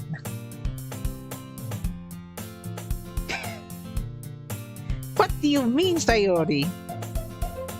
You're so strong-willed. Boyfriend? What on earth are you talking about? Monica quizzically glances at me. Ah, never mind that. What held you up anyway? Well, my last period today was study hall. To be honest, I kinda just lost track of time. That makes no sense though. You would have heard the bell ring at least. I must have not heard it since I was practicing piano. Piano? I wasn't aware you played music as well, Monica. Well, I don't really. I just kinda just started recently. I've always wanted to learn piano. That's so cool! You should play something for us, Monica. Well, Monica looks at me. Maybe once that get a little bit better, I will. Yay! That sounds cool. I'd also look forward to it. Is that so? In that case, I won't let you down. Monica smiles sweetly. I didn't mean any pressure or anything like that. Don't worry, I've been practicing a whole lot recently. I'd really love the change to share the ones. Love the chance to share once I'm ready. I see. In that case, best of luck.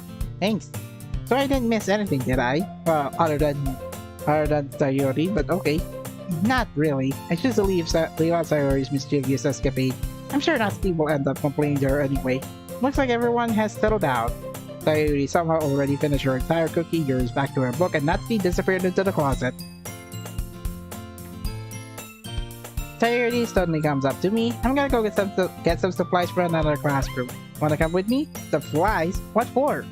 Well, you know the festival is coming up. Me and Monica we're gonna make some posters and stuff. Oh, come on!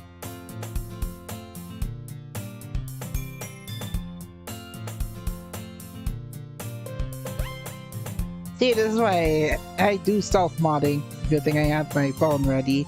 So I need to go find some crayons, markers, and glue sticks. Ah, I see. Sure, I'll go with you. Yay! Okay, Monica, we'll be back soon.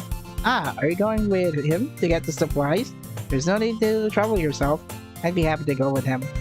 But I wanted to go! So much fun exploring empty classrooms and stuff. Okay.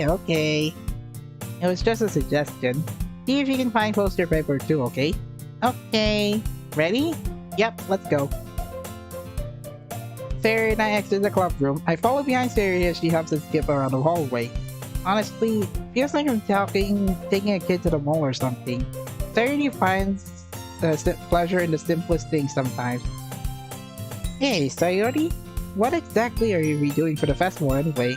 Not sure how you would make an event out of literature. Me and Monica have all planned out. Don't you worry. Is that so? Yep. We're all gonna do a poetry performance. A performance? Of what kind? Well, everyone is gonna take turns on stage and recite their favorite poems. Ah, that sounds kind of dull. You're not thinking about it the right way after all. It's not just about reading poems, it's about performing them. Like, you say the lines of a poem like, between my feet, the last remaining flower beckons on me, twist the stem, freeing it from its clinging roots, caressing the final joyous moment between my fingers. But to what end have I summoned this joy? For now, when I look in every direction, the once prosperous field before me is all but a barren wasteland. Huh? Like that. Very early. How do I put this? I'm sure it's just me, but it's impossible for me to take you seriously when you talk like that. Eh? You meanie. I'm working super hard on this, you know?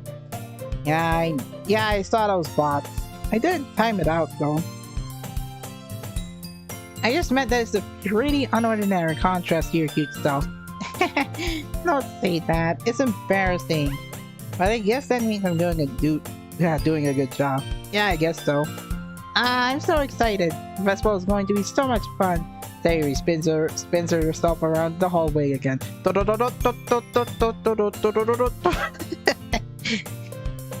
This classroom over here is empty. Let's begin the mission. The mission?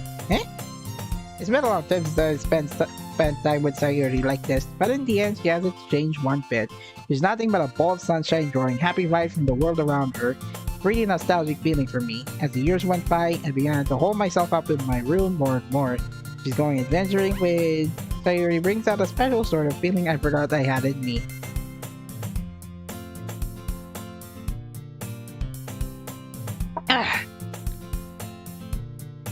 The two of us enter the classroom. Sayuri heads straight to the closet and I follow.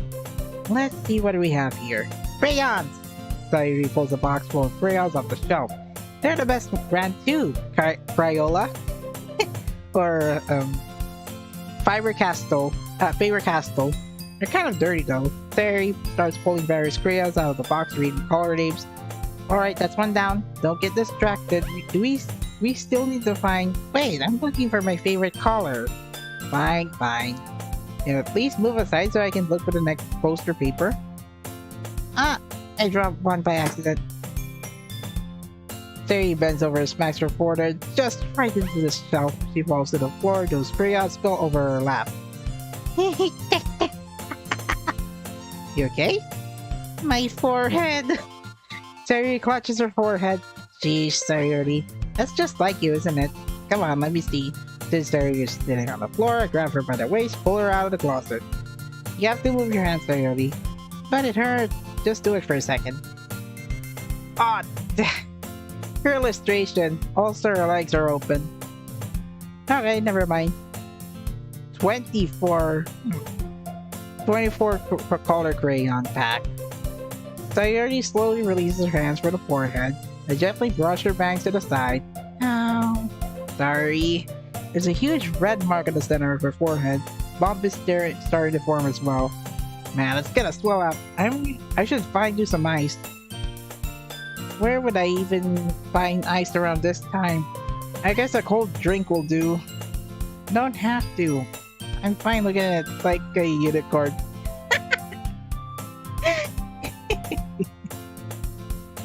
Okay.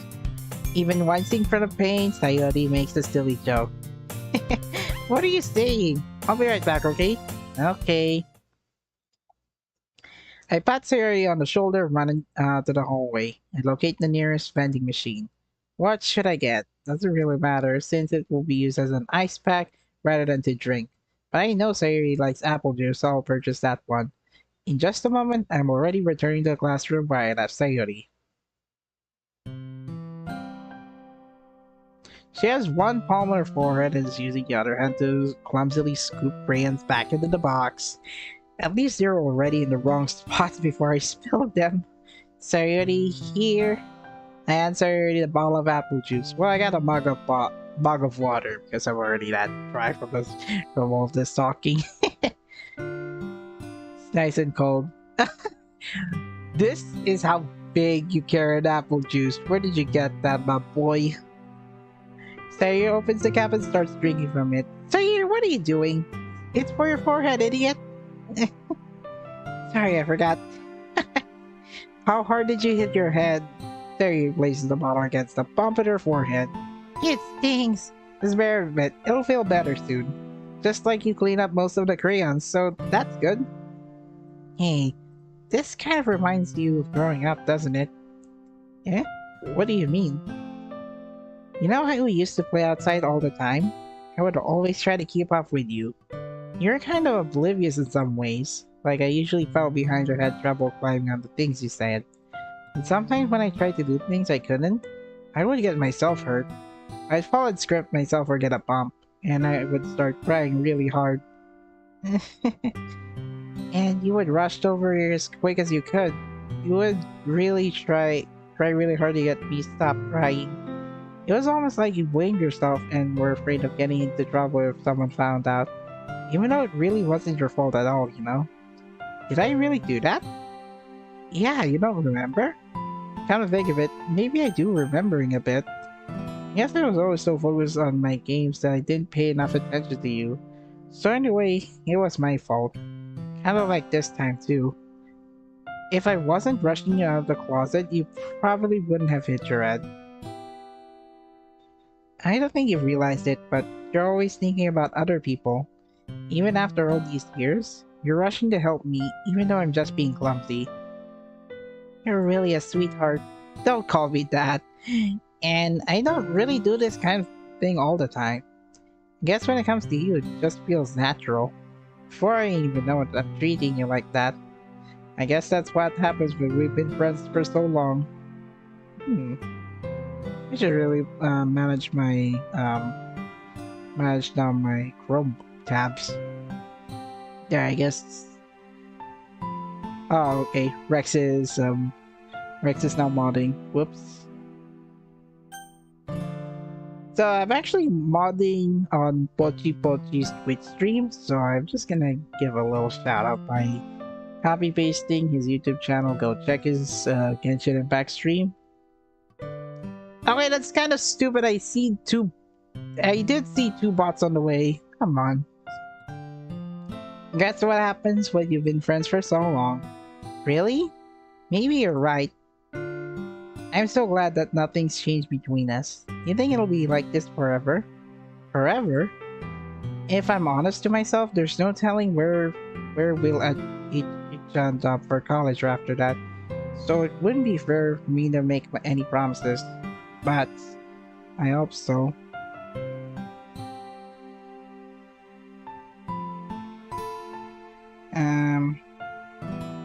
Oh, come on, it's not part of the group. Okay. It's been this long already, right? I can't imagine you ever changing, so my hopes are up. I'm so happy. Sayori has a whimsical expression in her eyes. We remain silent for a moment. She's so silly and clumsy on the outside that when I see her deep in thought like this, makes me not want to disturb her. I guess we should go back. I don't want to worry Monica, you know? Oh, I thought it's me! That was out of character. Good luck with that. She's gonna see your forehead either way. Not if I hide it under my bangs. Sayori hops to her feet. Ah! Clutches her forehead again. Don't stand up so fast after hurting yourself. Well, I guess it's too late now. Anyway, let's go. I follow Sayori out of the classroom. Sayori plays with her bangs to try to hide the bump, but without much success. In a moment, we made it back to the club room. Ah, you're back. Good timing. I was just about ready to start with sharing your poems. Eh? Sayori, your forehead. It's fine. Don't worry about it. I was playing with the crayons and smacked my forehead into the shelf. Well, anyway, were you able to find everything we needed? Uh-huh. I have it right. Eh? Frantically glances around herself. I forgot all that stuff! Calm down, Sayori. I have it all right here. Found a poster paper, too. Sounds like you ended up doing all the work. Well, Sayori, failed to come up with an excuse for Sayori. I made it an adventure. Yeah, that. Well, okay. In any case, good work. I'll start working on the first posters tonight. Me too! Okay, everyone, you ready to share your poem? Guess I should grab mine. They're making sure the crayon in this box close tight here. Return to my seat. Alright, let's do this in reverse order. Yuri? You're still mad at me? What? Oh, it's Yuri's line. For disrespecting Natsuki yesterday. Because reading this poem, now I know why you got mad at me. Because you prefer her writing over mine. What? I did this by accident. By the way, I did pick 2 words relating to Yuri, so this dialogue comes up. Had I picked 4 words relating to Yuri, that would never happen. That's not really true. Meaning when I disrespect her, I disrespected you too, didn't I? Oh no. Yuri? Might be reading into this a little too much. How can I be so stupid? I always let these things happen. Whenever I think before I speak, I just come up as awkward and unlikable. But if I speak without thinking, the things I want to keep inside and come out and make people hate me. So, please don't force yourself to be around me. I know this is what Monica wants, but it's not fair for you when you could be enjoying your time with Natsuki and Sayori. Yuri, please, makes it easier for me if you don't express any concern. Besides, I have my books with me. That's all I need. Yuri smiles sadly and puts her forehead onto her desk. She's having a bad day. I don't hate her, but it's as if she's not capable of listening to me over her own thoughts inside of myself. All I can do is accept that's how she is. She wants to be left alone, then I have no choice but to abide that request. I picked 4 words relating to Natsuki this time. That's why Yuri took the L this time. Well, it's not really any worse than your last one, but I can't really say it gets any better either. You what? Well, anything that isn't a train wreck, I'll take it as a win. And I get the feeling you're probably the most critical. Hey, what makes you... Wait, maybe that was a compliment? Glad to see someone recognizes my experience. Well then, keep practicing and maybe you'll be as good as me someday. That's, something tells me Natsuki completely missed the point. Come to think of it, this kind of reminds me of Sayori's poem from yesterday. Huh? You think so? Yeah.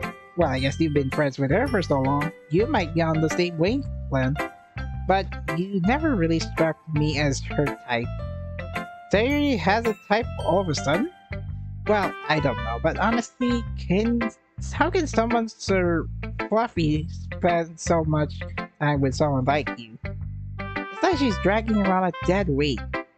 That was a little unnecessary, but I'll think of it as this way. If it were for me, she would probably just fly away like letting go of a balloon.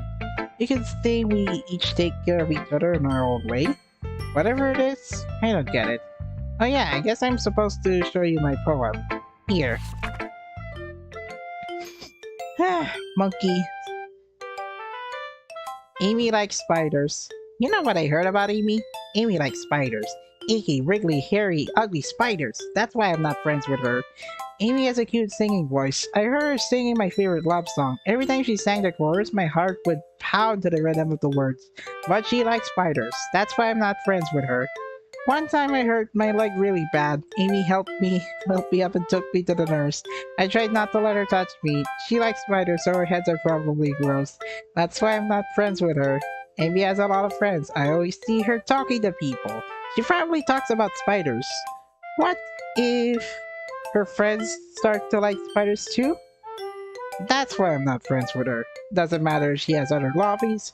Doesn't matter if she keeps it private. Doesn't matter if it doesn't hurt anyone. It's gross. She's gross. The world is better off without spider lovers. And I'm gonna tell everyone. Okay. I guess Natsuki has a fear of spiders, aka arachnophobia. Not bad, right? It's quite a bit longer than yesterday's. Yesterday's was way too short. I was just warming up. I hope you didn't think that was the best I could do. No, of course not. Anyway, the message is pretty straightforward in this poem. I doubt I have to explain it. Sometimes you can explain complicated issues with such simpler analogies. That helps people realize how stupid they're being. Like, everyone would agree that the subject of this poem is an ignorant jerk. Do you know people like that? Of course. It's about everyone, how everyone thinks mine. That doesn't matter. Can't be about anything. I wrote it to be easy to relate to. Everyone has some kind of weird hobby or guilty pleasure. Something that you're afraid if people find out. They make fun of you or think less of you. But that makes people stupid. Who cares what someone likes as long as they're not hurting anyone and it makes them happy? I think people really need to learn the respect of others for liking weird things. Well, you're definitely right. At least I can relate to that, and I'm sure a lot of people can too. It's what I do best after all. I don't like writing unless there's good message to take away from it. Like, conveying emotions is important. But I want to make people think that does not feel. Remember that. I'm gonna write a good one for tomorrow, so look forward to it. Alright, last one, it goes to Sayori. She's looking at me. I really love your poems as usual. Can't believe you've been hiding those from me. I'm not hiding anything, but your poems are so good. Yesterday's and this one too. You can tell me you haven't done this before. I mean, you're really the one who feels that way, so... Eh? No way. Not even Natsuki. I guess Natsuki is least likely to admit how much she likes you or something. Oh, okay, that is the correct one. But I don't think that's that. What do you mean? Well, I guess I'll be honest about it. It's a lot easier to write poems when I'm thinking about you. Hey? Ooh, Sayori has a crush on him. Oh, stop thinking weird things, idiot. I just mean that you're really expressive person, I guess. How am I supposed to write poems about writing my own stupid life? But you somehow make everything in your life an adventure. Even the little things, like cooking? Let's not talk about that. So, yeah. I guess what I'm saying is that I can feel more feelings through that I can through myself. Hello, Epic Gamer 346. Today is Horror Sunday night, so I usually play gacha games, but for the month of October, I'll try to clear DDLC Plus. Also, no spoilers. We have that kind of weird connection. It's your fault for getting in my business all the time. Eh? I don't know if I'll understand. Well, you never understand when I try to explain things to you, do you, Sayori? I pat Sayori's head. Okay. Hey, I'm not a kid, you know. Are you sure about that? Maybe. Sayori starts fiddling with her pencil between her hands. Will you give me your poem? Kinda want to keep it. Huh? Why? Because, well, it's the first time you've written something for me. What? This is the second time I wrote it for you. What do you mean?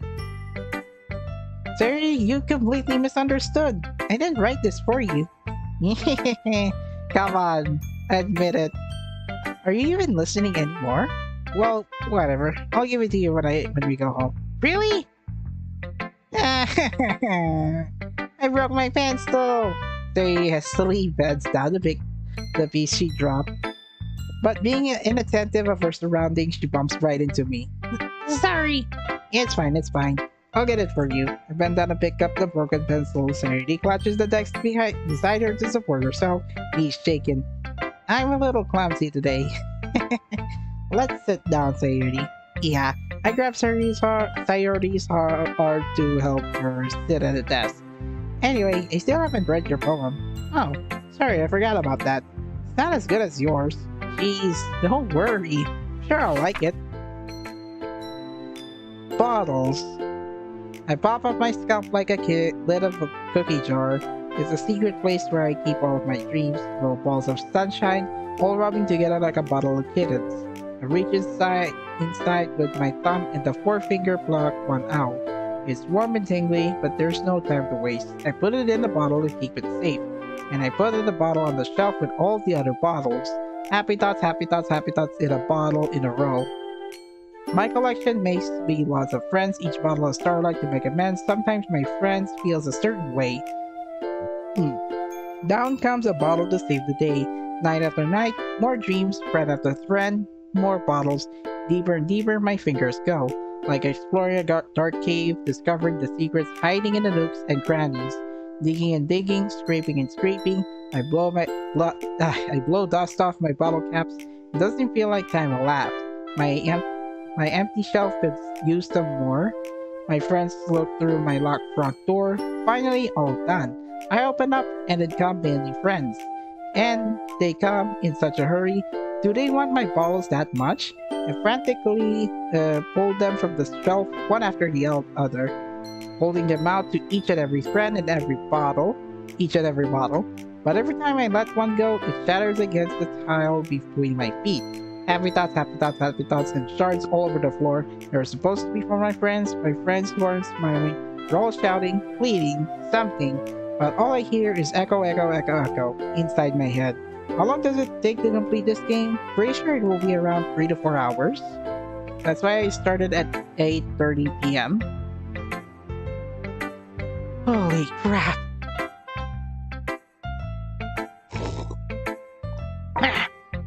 I had to drink a little bit because a majority of the lines that I'll be speaking are all characters that I'll be role-playing as. I think it's around 3 to 4 hours.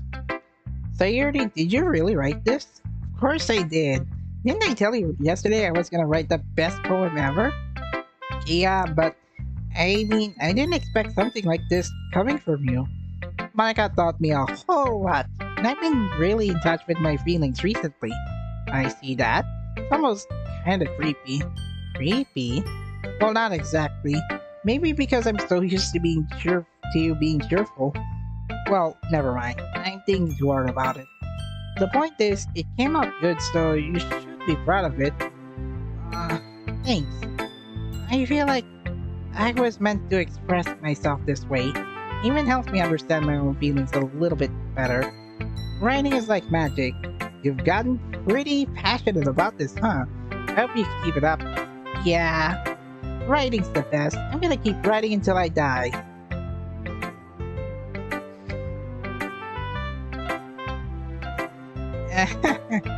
Don't get ahead of yourself. Sayuri's always had a habit of being obsessed with something before dropping it no more than a week later. Yeah, I'm pretty sure she'll keep that promise this time.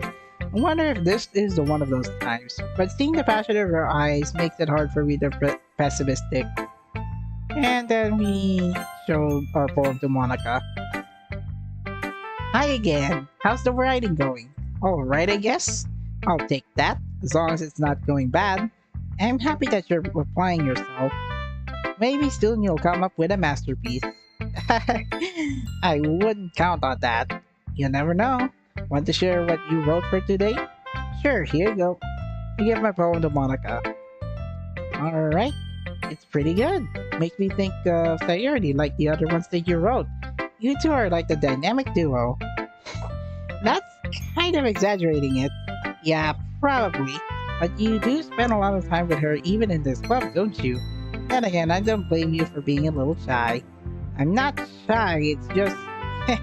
I'm just teasing. I know it takes a bit of time to make friends with everyone. But Yuri and Natsuki are super interesting people, so don't be afraid to give them their share of time. And you can talk to me every now and then too. It's not like I'm approachable or anything, am I? No, it's nothing like that. I'm just still getting used to being here, that's all. Yeah, I'm sorry if it was putting pressure on you or something. I really didn't mean it like that. No, don't worry, I get what you're saying. Well, alright. But anyway, wanna read my poem now? I like the way this one turned out, so I hope you do too. Alright, let's take a look. Say B, the colors they won't stop, bright beautiful flowers. Flashing, expanding, piercing, red, green, blue, an endless cacophony of meaningless noise. The noise, it won't stop. Violent, vibrating waveforms, squeaking, screeching, piercing, sine, cosine, tangent, like playing chalkboard on a turntable, like playing on a vinyl on a pizza crust, an endless poem of meaningless. Load B. Huh?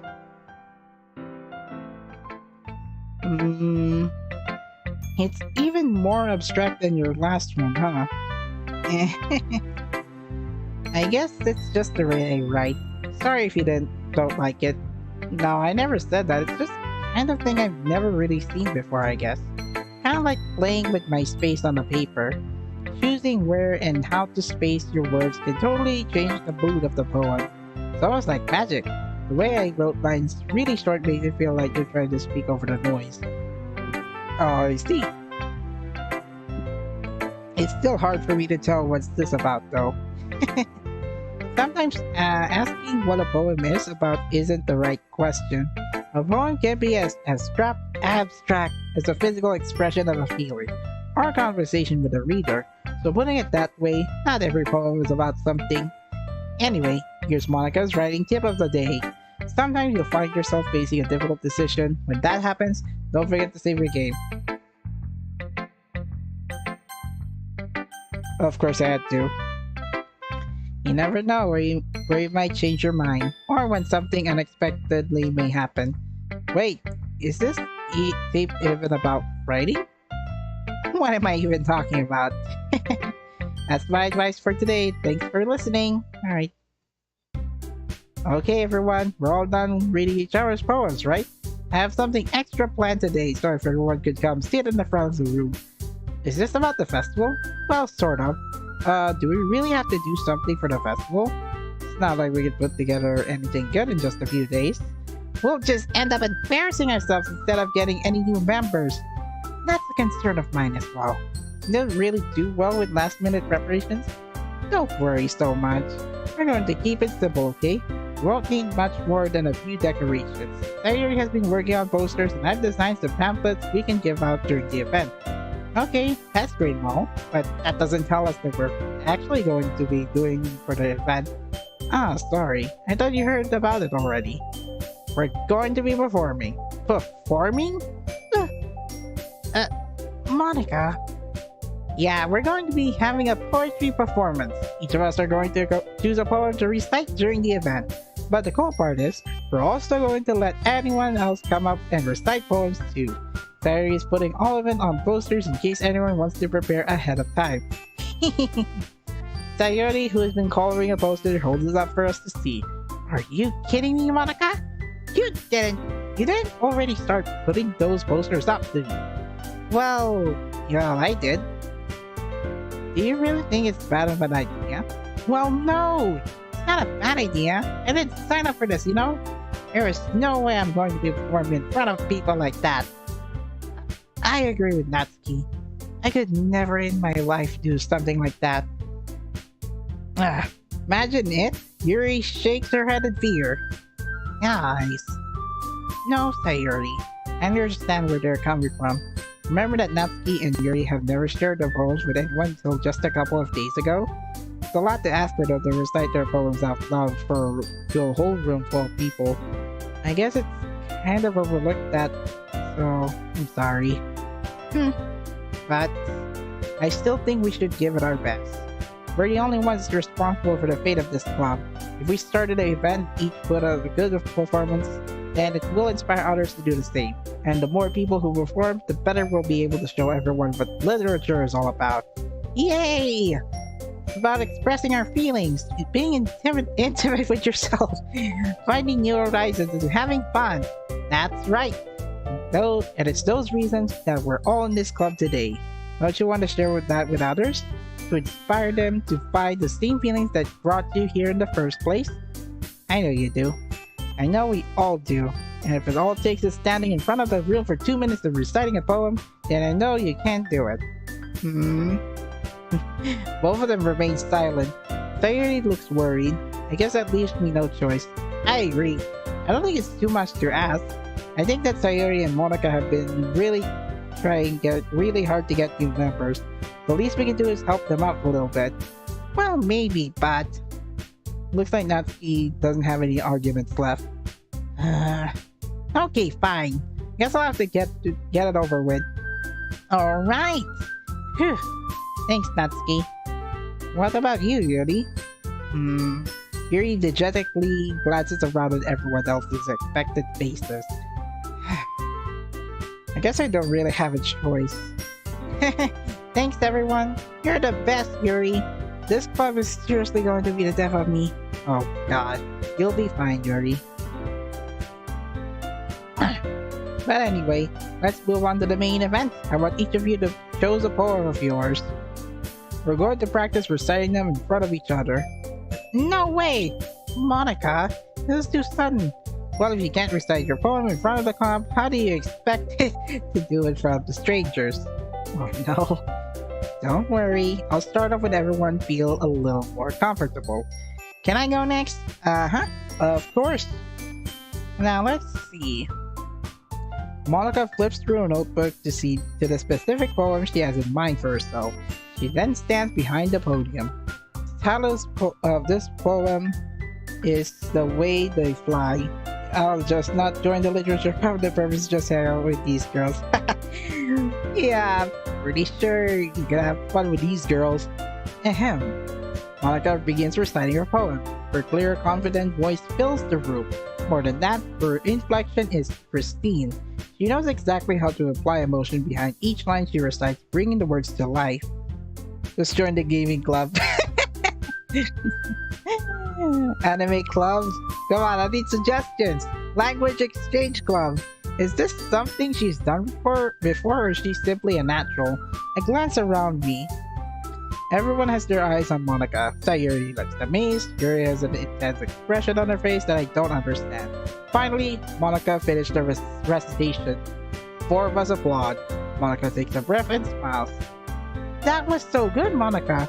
Oh, thank you very much. I was just hoping to set a good example. Are you ready to go next, Sayuri? I'll go next. Wow! Yuri's fired up all of a sudden. Yuri clutches a sheet of paper between her hands and stands up. Keeping her head down, she walks away quickly over the podium. The poem is called... Yuri anxiously glances at each of us. You can do it, Yuri. It's called... After an image of a crimson eye. Yuri's voice shakes as he starts reading the poem. Just a moment ago, she practically refused to do this. Why is she suddenly putting in too much effort? I see we're having 4 viewers tonight. It's going to be a spooky Sunday. I guarantee you that. As Yuri gets past the first couple of lines, her voice changes. So it's like what happens when Yuri gets absorbed into her books. Her quivering words transform into the sharp syllables of a fierce and confident woman. The poem is full of twists and turns its structure that she enunciates with perfect timing. This must be a rare glimpse into the whirling fire Yuri keeps concealed inside her heart. Suddenly, she's finished. Everyone is stunned. Yuri snaps back into reality and glances around her, and she's bewildered even herself. Up to me to save this situation. I'm the first to start applauding. Woohoo! Everyone joins me afterward, and we give Yuri the recognition she deserves. It's not like we didn't want to applaud for her, but we are caught so off guard that we must have forgotten. As we applaud, Yuri holds the poem to her chest and rushes back to her seat. Yuri, that was really good. Thank you for sharing. Looks like Yuri's down for the count. Okay, guess I'm next then. Sayuri hops out of her chair and cheerfully walks to the podium. This one is called My Meadow. Sorry, I giggled. Yeah, I did so too. Sayuri, it's a lot harder than I thought. How did you guys do it so easily? Trying to think of like you're reciting to other people. Imagine you're reciting to yourself like in front of a mirror in your own head. It's your poem, so it'll come the best that way. I see. Okay then. Sayuri begins her poem. Somehow it feels like her soft voice was made as a perfect match. The poem isn't aimlessly cheery like Sayuri is. It's serene and bittersweet. What are you guys talking about? If I were to read on his paper, I probably wouldn't think much of that. But hearing it come from Sayuri's voice almost gave it a whole new meaning. Maybe this is what Sayuri meant when she said she likes my poems. It's like I get to reach more deeply into someone I thought I knew through and through. Sayuri finishes and we applaud. I did it! Good job, Sayuri. Even he liked it. I guess that's a good sign. What does this even mean? Came out nicely, Sayuri. The atmosphere of the poem fits you really nicely.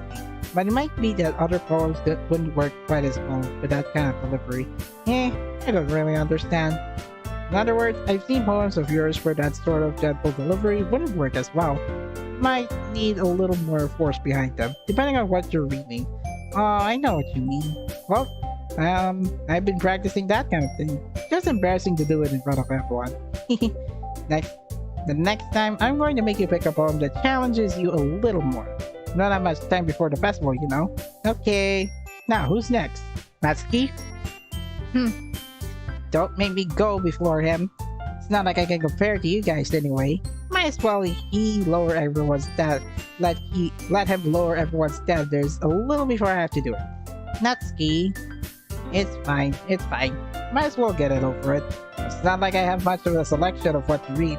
I'll just have to go what I wrote for today. I stand up and step in front of the podium.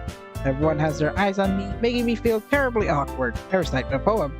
Since I'm not exactly confident with my own handwriting, it's hard to put energy into it. Despite that, once I finish, I receive applause anyway.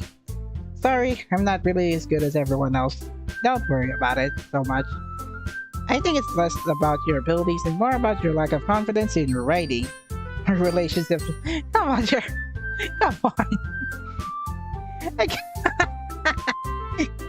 That's something I'll improve over. That's something that'll improve over time, though. Yeah, maybe. All right then. That leaves to you, Natsuki. Yeah. I'm going. Natsuki begrudgingly gets out of her seat and makes her way to the podium. The poem is called. It's called. Why you're all looking at me? Because you're presenting? Anyway, the poem is called Jump. Natsuki takes a breath. When she starts reciting the poem, her sour attitude disappears a little. While she's still a little enthused, her poem has a rhythm and rhyme to it. It's Natsuki's trademark, and it works surprisingly well when spoken aloud. The words feel like they bounce up and down as if giving life to the poem. Natsuki finishes the number 1 applause.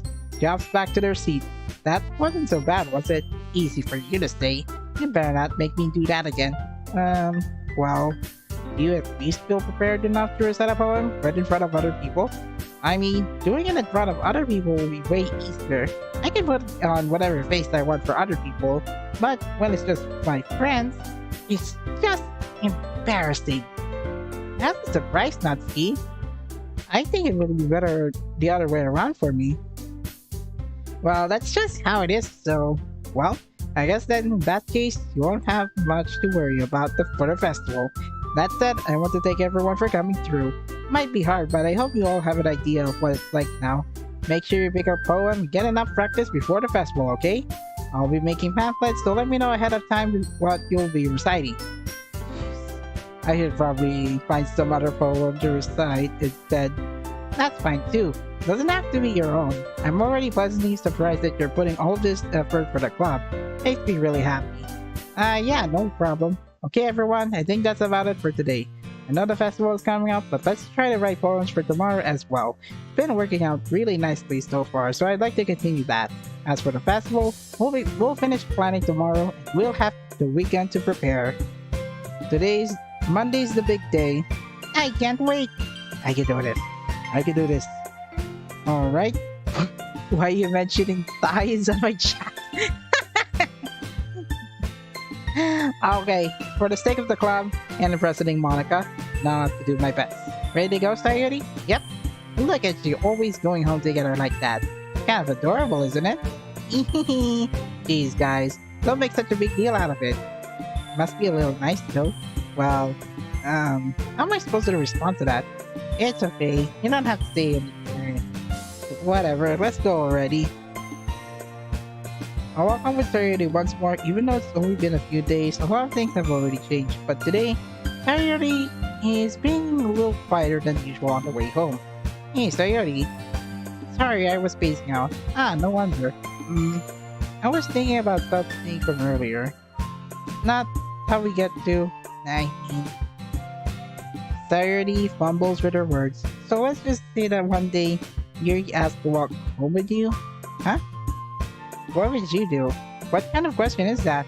Kind of putting me on the spot here.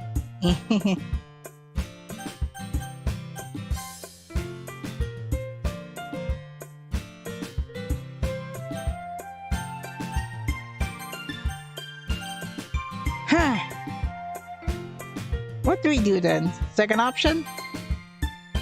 Sayori, you really think I would ditch you for Yuri?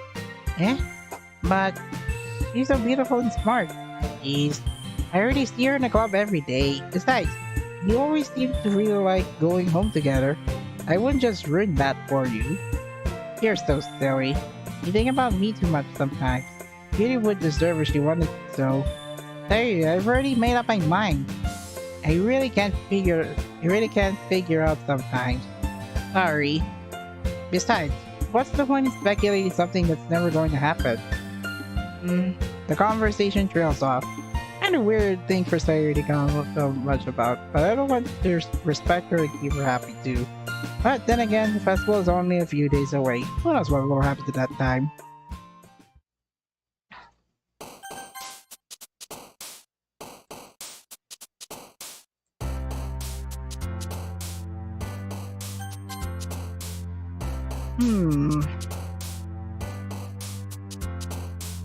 Feather? Unrequited? Wheat?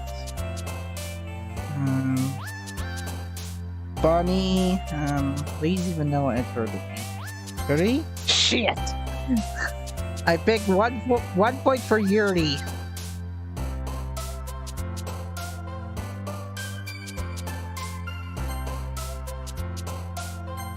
Ah, 1 point for Natsuki. Okay.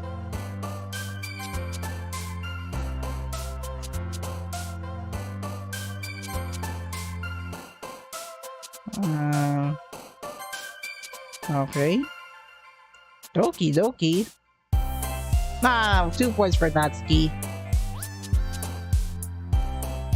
Ah, come on. We're already at the halfway mark.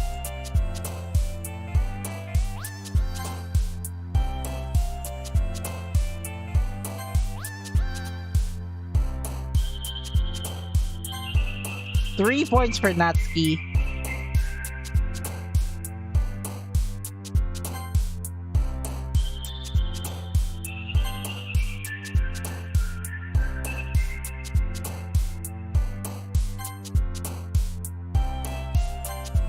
Ah, 5 points for Natsuki. Are you kidding me?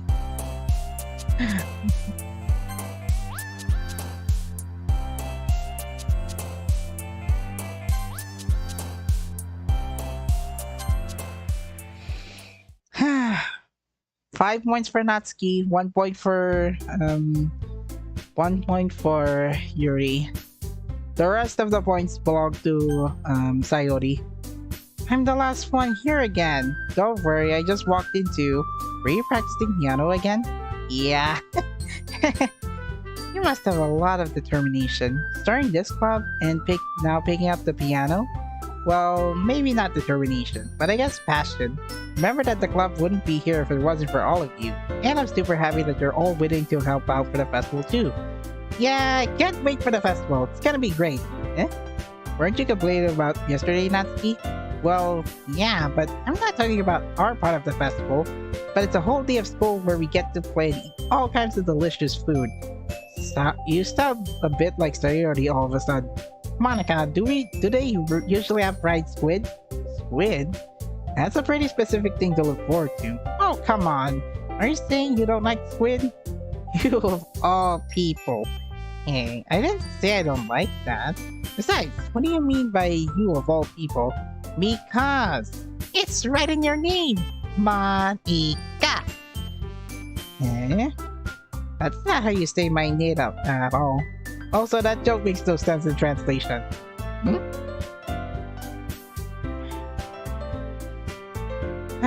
Never mind. Let's just focus on our own event for now, okay? Fine. Your reactions aren't as fun as Yuri's or Sayori's anyway. Excuse me? Where is Sayori anyway? Oh, there you are. Sayori is sitting at the desk in the corner of the room, looking down at nothing. I walk over to her. Hey, Sayori? I wave my hand in front of her face. Eh? You're spacing out again. Sorry, don't mind me. You can go talk to everyone else. Huh? Is everything alright? Of course! Why wouldn't you be? yeah, I get it, Monica. Just feels you're a little off. Sorry for assuming things. Jeez, you worry too much about me. I'm fine, you see. Sayori shows me a big smile. Don't let me distract you from having fun with anyone. Well, alright. If you say so. I worriedly glances at Sayori before turning back toward everyone else, but the conversation has already dispersed, with everyone back at their usual activities. Maybe I should ask if Monica actually noticed anything about Sayori recently. Since they've been preparing for the festival, they must be spending a lot of time together. I timidly approach Monica, who is suffering through some papers at her desk. This might sound a little strange, but have you noticed anything up with Sayori recently? Anything what with her? And what way do you mean? Maybe I'm reading in a little too much, but she seems a bit downcast today. Oh, you think so? I can't say I've noticed anything about her. Monica peers around the room at Sayori, who is idly dragging a rubber eraser up and down her desk. Maybe there's something in her mind. But I'm surprised I'm not the one asking you.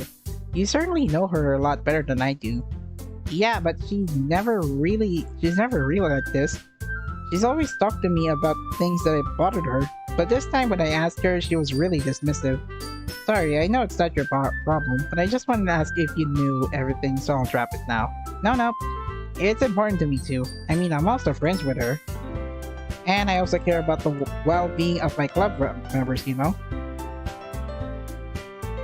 Maybe I'll try talking to her myself. Eh? You sure about that? She seemed like she wanted to be left alone. Are you sure? Maybe she's just having a hard time bringing up with the person of interest. Person of interest? What do you mean by that? I'm saying that though, that maybe the thing on your mind is you. Aim to be deep seas best with her. Me? How on earth would you come to that conclusion? Well, probably shouldn't say too much, but Sayori talks about you more than anything else, you know. Huh? She's been much happier ever since you joined the club. It's like an extra light was turned on inside her. What? No way. Sayori is always like that? It's always been full of sunshine. It's not every different now that it's always been. You're so funny. I thought that maybe you've always seen her so cheerful?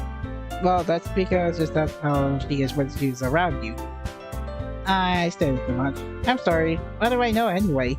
I didn't mean to jump to conclusions, so you should just forget about what I said. I'll try to talk to her, so try not to think about it for now. Alright. Monica smiles meaningfully. I know she said to forget about it, but I already know that I won't be able to get her words out of my head. Monica stands up from her desk and walks across the room where Sayori is sitting. Watch her kneel down next to Sayori and gently talk to her, but she's keeping her voice so quiet that I can't hear her from here. I sit myself down. I know Sayori told me not to worry about her and to have fun with everyone else, but that's impossible to do when she's behaving like this. Exactly how much do I care about her that I'm letting this weigh me down so much? Now it feels like I'm the one behaving out of the ordinary, but there's nothing I can do besides wait for Monica.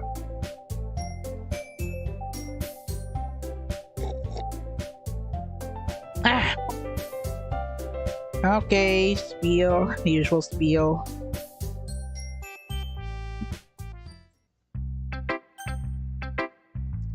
We'll go for Natsuki.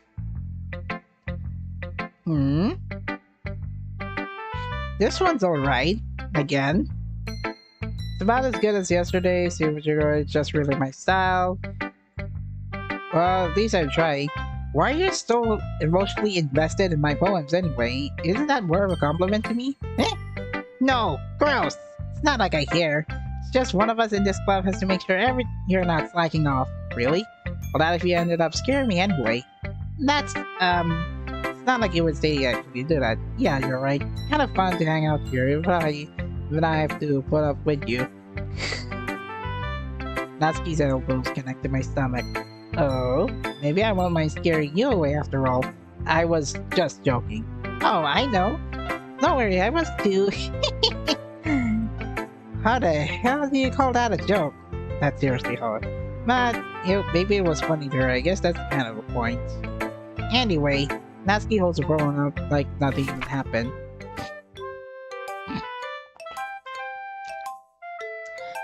Your mind is so full of troubles and fears that diminish your wonder over the years, but today I have a special place, a beach for us to go. A shore reaching beyond your sight, a sea that sparkles from the brilliant light. The walls in your mind will melt away before the stunning glow.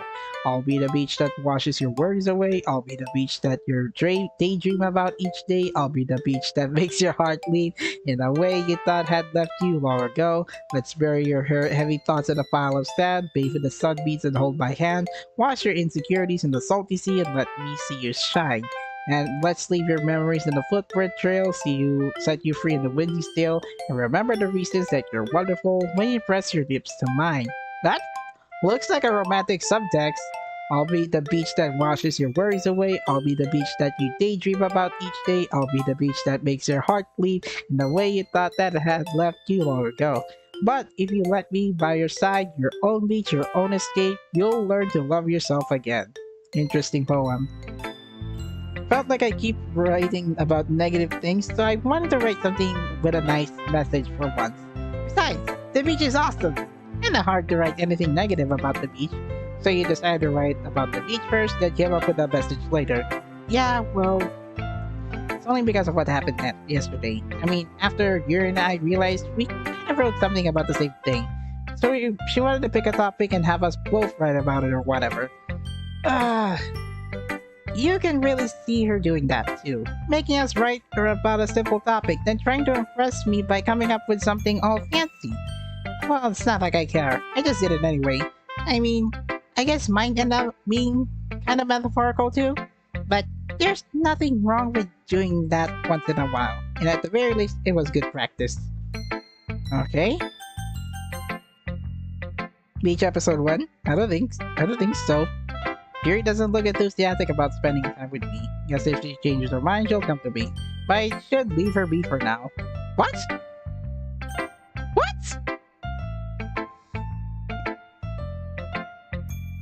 I didn't get to read Yuri's poem.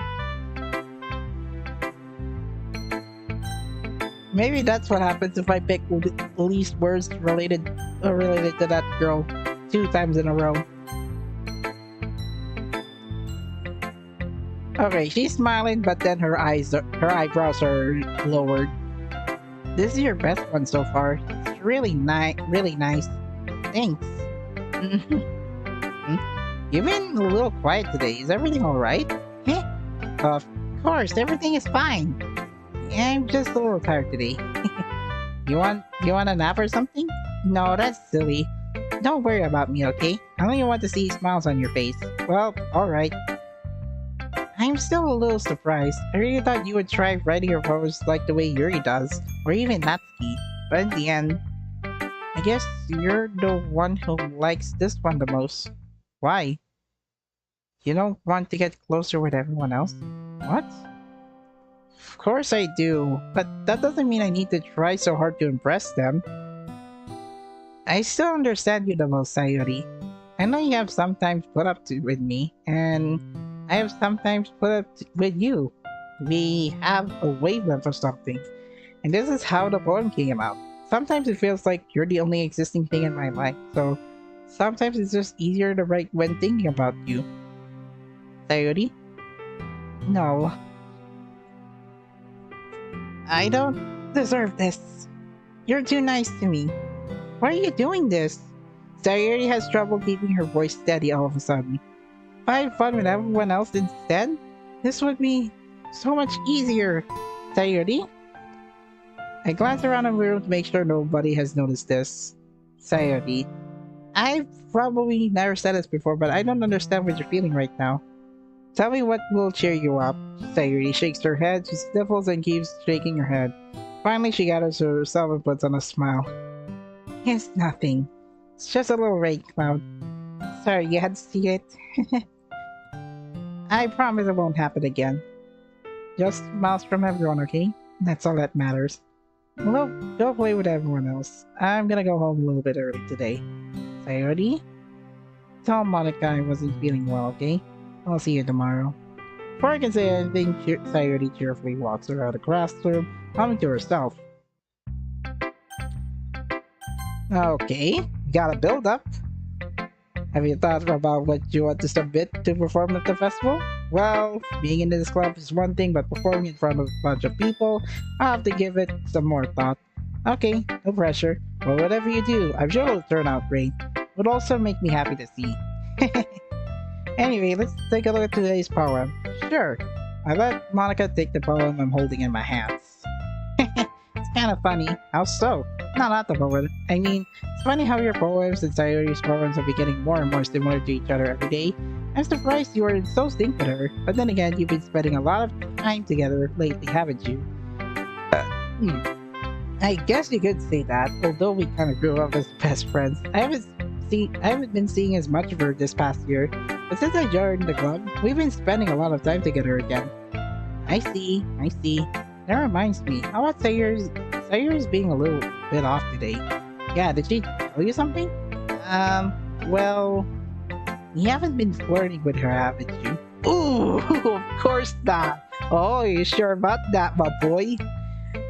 I've been treating her like I always do. Alright, just making sure. I know how much you care about her. It would be terrible if something bad happens to her, so keep an eye on her.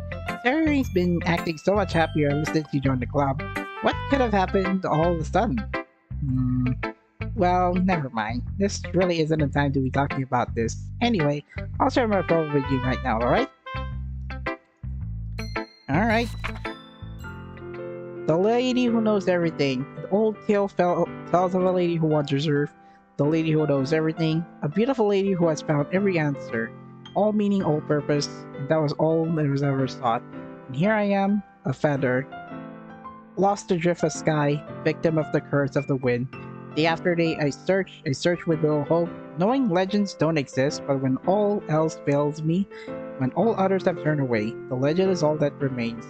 The last day will start glimmering on the twilight sky, until one day the wind ceases to blow, I fail. And I fail and fail and fail even more, gentle as a feather, a dry quill, expressionless. But a hand catches me between the thumb and forefinger, the hand of a beautiful lady.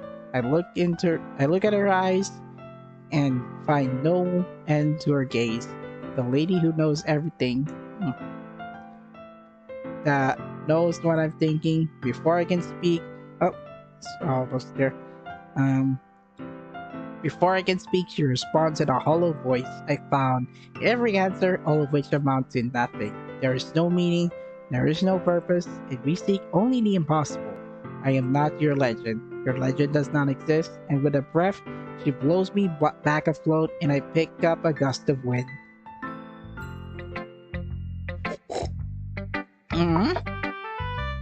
I feel like learning for answers are sort of things that give life meaning.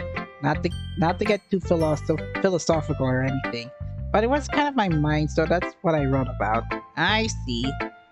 I never really put much thought into it.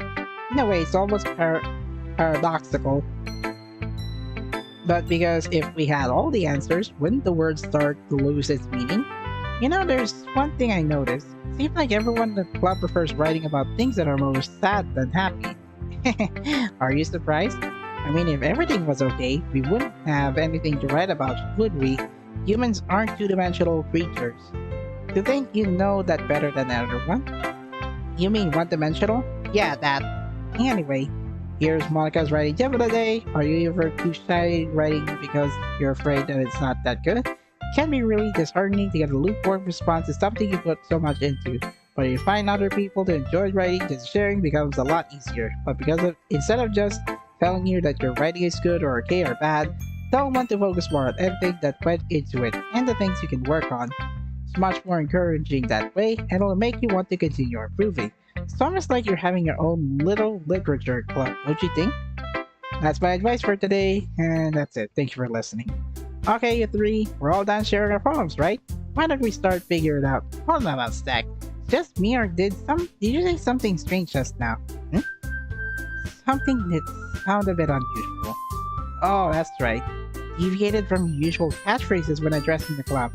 Catchphrase? I don't have a catchphrase. Jeez. Why is the mood so weird today? Look, Yuri isn't immune to it. Stagnating errors. Comment foreshadowing that something terrible is about to happen. And your books? Maybe. Look, the only difference is that Sayori isn't here. Oh, seems you're right. Sayori always helps lighten the mood a little bit, doesn't she? It's almost like everyone's balance is thrown off a little when she's not around. Where the heck did she run off to anyway? I thought she went to pee. Natsuki, please show some decency. Oh, come on. She actually wasn't feeling well too and went home early. That's so. I hope she's alright. Seriously? Of all times to not go home earlier, you picked a time where she's not feeling well? So much for you two being all lovey-dovey. No! First of all, stop misunderstanding my friendship with Sayori. And second, she's kind of avoiding me today, so I didn't want to force it. Ooh? That curious expression coming from Yuri of all people. Okay. Calm down, guys. I talked to her earlier, and everything is fine. What did she say? Anyway, we need to figure out the rest of the festival preparations, so let's decide what everyone will be doing this weekend. I already know what I'm doing. That's right.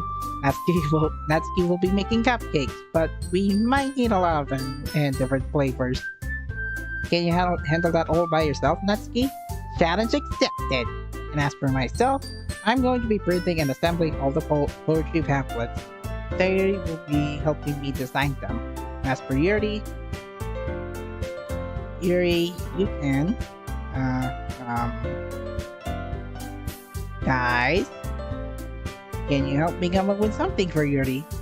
I'm useless. No, that's not at all. You're the most talented person here, you know? Now Natsuki's pouting too. Oh yeah, I can see that. Jeez, even I can tell now. I guess I never give Sayori enough credit, but I can tell things are even harder on you when she's not around. That may be the case, but if I can't also be a leader on my own, then I won't grow as a person. So, Yuri, you have beautiful handwriting, you know? So you should make banners and decorations to help set the atmosphere. Atmosphere? About that, I love atmosphere. Here's expressions of changes as he stares at her desk and focuses and starts nodding to herself. Your mind is already racing, I see. That's great. You'll be a wonderful help, Yuri. But anyway, that just leaves to you. The one who's truly useless. Don't say that. In fact, both Natsuki and Yuri have pretty heavy tasks to handle. It would preferably go a long way to give one of them a hand. You can always help me out as well. I would be really appreciative of that. Is Monica suggesting I spend the weekend with one of my own club members? How on earth are they going to respond to a suggestion like that? I suppose they wouldn't mind a bit of help. Well, even if you know how to bake, there's always some dirty work I go do for you. It's not like Monica's going to give me a choice, and you shouldn't be sitting on your butt anyway. Natsuki tries to humble a bunch of excuses like that. If I recall, Natsuki mentioned that you would like to handle baking on your own. He may not be around if you only make him out of a nuisance, so therefore, he may be more suited to assisting with the decorations. Hold on, I never said that! How hard could it be to make a few decorations anyway? Sounds like you're just making excuses for him to... What are you saying? It will be extremely meticulous work. And baking isn't? Just what do you think? Guys, let's settle down for a moment. In the end, I think it's up to him to decide how he'd like to contribute. Besides, he hasn't really gotten to a chance to spend any time with me yet, you know? So I'm sure he's interested in... You literally just said I'm surprised as well. Okay, I got a bit off balance. Sorry. I was just saying though, can we just settle this already? Yeah. You're okay with this, right? In the end, it's up to you. Of course. Very well. In that case, everyone looks straight at me. But of course I'm going with... Oh my god. Just where the heck is Sayuri?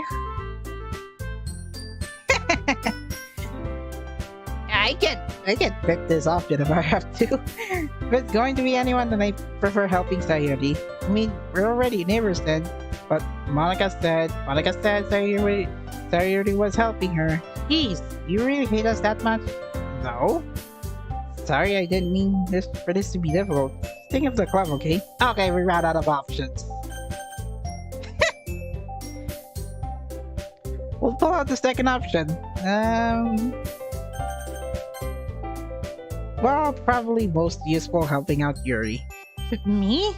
Are you serious? Why would you? Natsuki, I can already tell you're about to say something mean. No! I was just saying, So, you'll be helping Yuri then? Yeah. That's what I'm going to do. I'm glad. I have a bad habit of overthinking these thoughts of things. Game denies an option. Yeah. That's what happens. I pick Sayuri 3 dots. So I think your assistance will be very useful. That's great to hear. Natsuki, will you be able to handle baking yourself? I mean, yeah. I already said I would be fine. Okay. Everyone can tell that Natsuki is feeling a little sour. So, is that everything we needed to go over? Yeah, that should be about it. Are you guys excited? Well, excited may not be the right word, but I suppose I'm looking forward to it a little bit.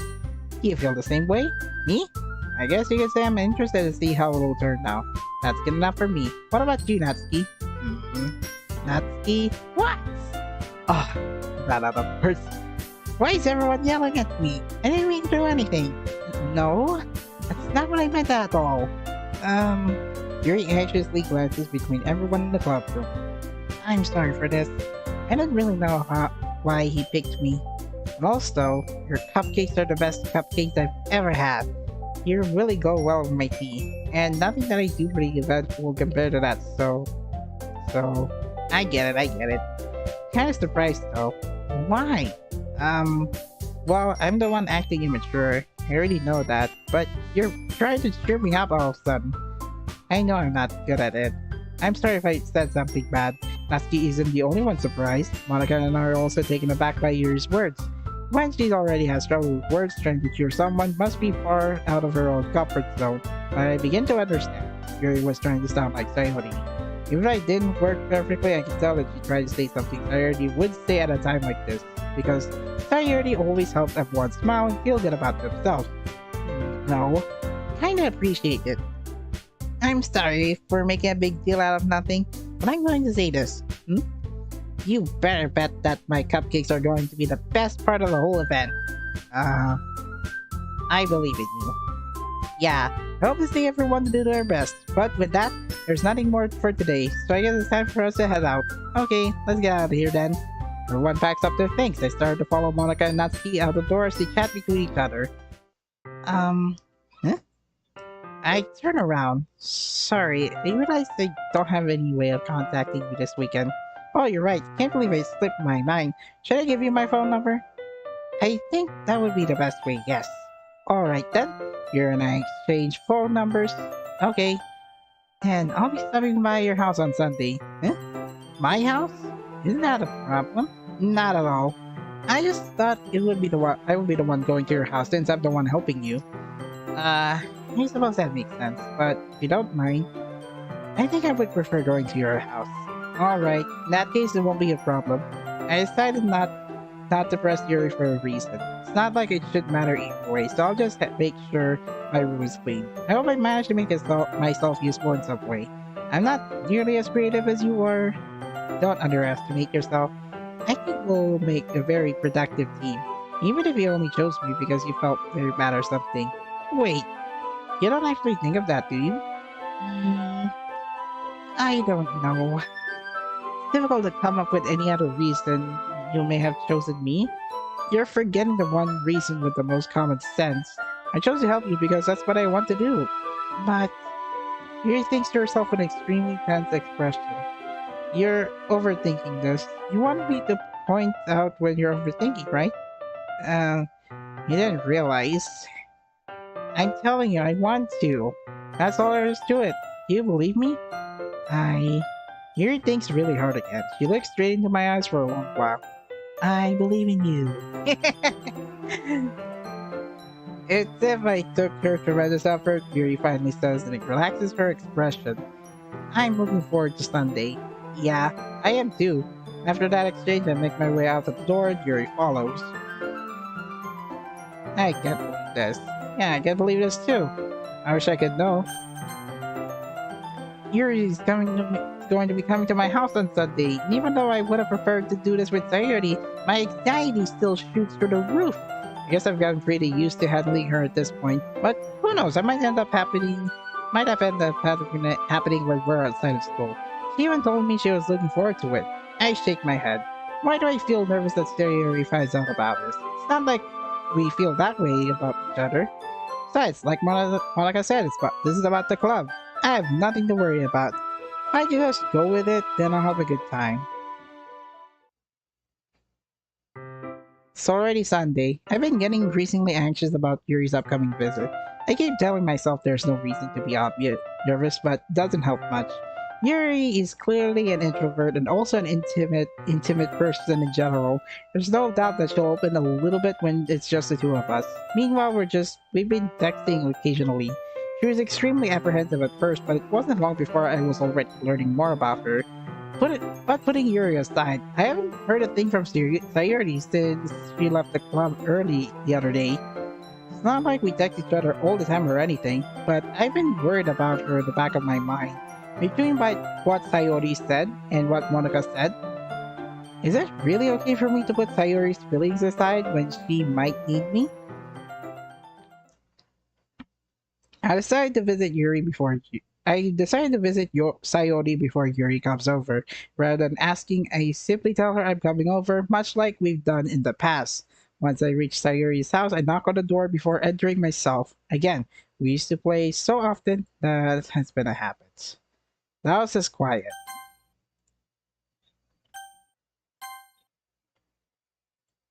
Sayuri isn't anywhere on the first floor, so I assume she's up in her room. It's already strange for her not to run down and greet me. I head up to the bedroom where I finally found her. Sayuri? Oh, hi. Sat down in a room. Sayuri forces a smile, but it's easy to tell that she's different. Here's a minute of silence between us. You haven't come over like this in a long time, haven't you? Yeah, I guess you're right. It's been a long time. Her room felt gloomy, despite being a cheerful girl. Not much has really changed, has it? Sayuri's room is as messy as it's always been. I also recognize the same stuffed animals and wall decorations that she had for years now. If you ever come here more often, it wouldn't be much of a mess. That's because I ended up cleaning it for you. How come you suddenly wanted to come over today? Aren't you supposed to see Yuri today? Yeah, but wait, how did you know that? Sayuri had already left by the time we decided the last meeting. Monica told me. It's only natural for her to keep me informed about the festival preparations, right? I drank too much water. To be honest, I only sipped a little bit.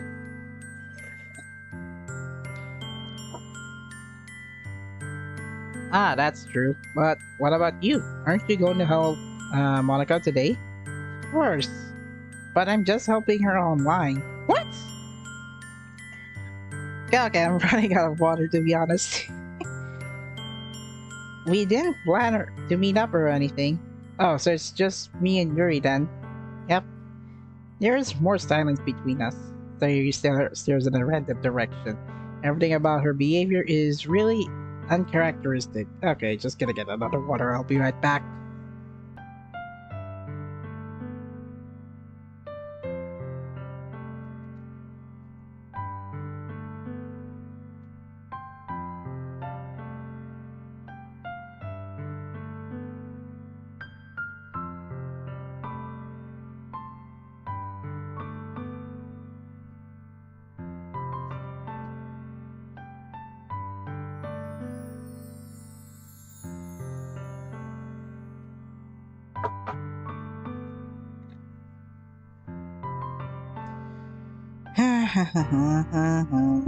Alright, I'm back and now have refilled the water. Everything about her behavior is really uncharacteristic. I finally get to the point. I just wanted to see how you were doing after you left on Friday. When something's wrong, you can't hide it from me. I know you too well.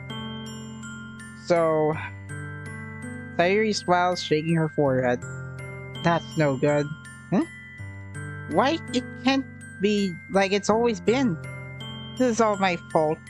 If I didn't get so weak and accidentally express my feelings, if I didn't make that stupid mistake, then you would have been worried about me at all.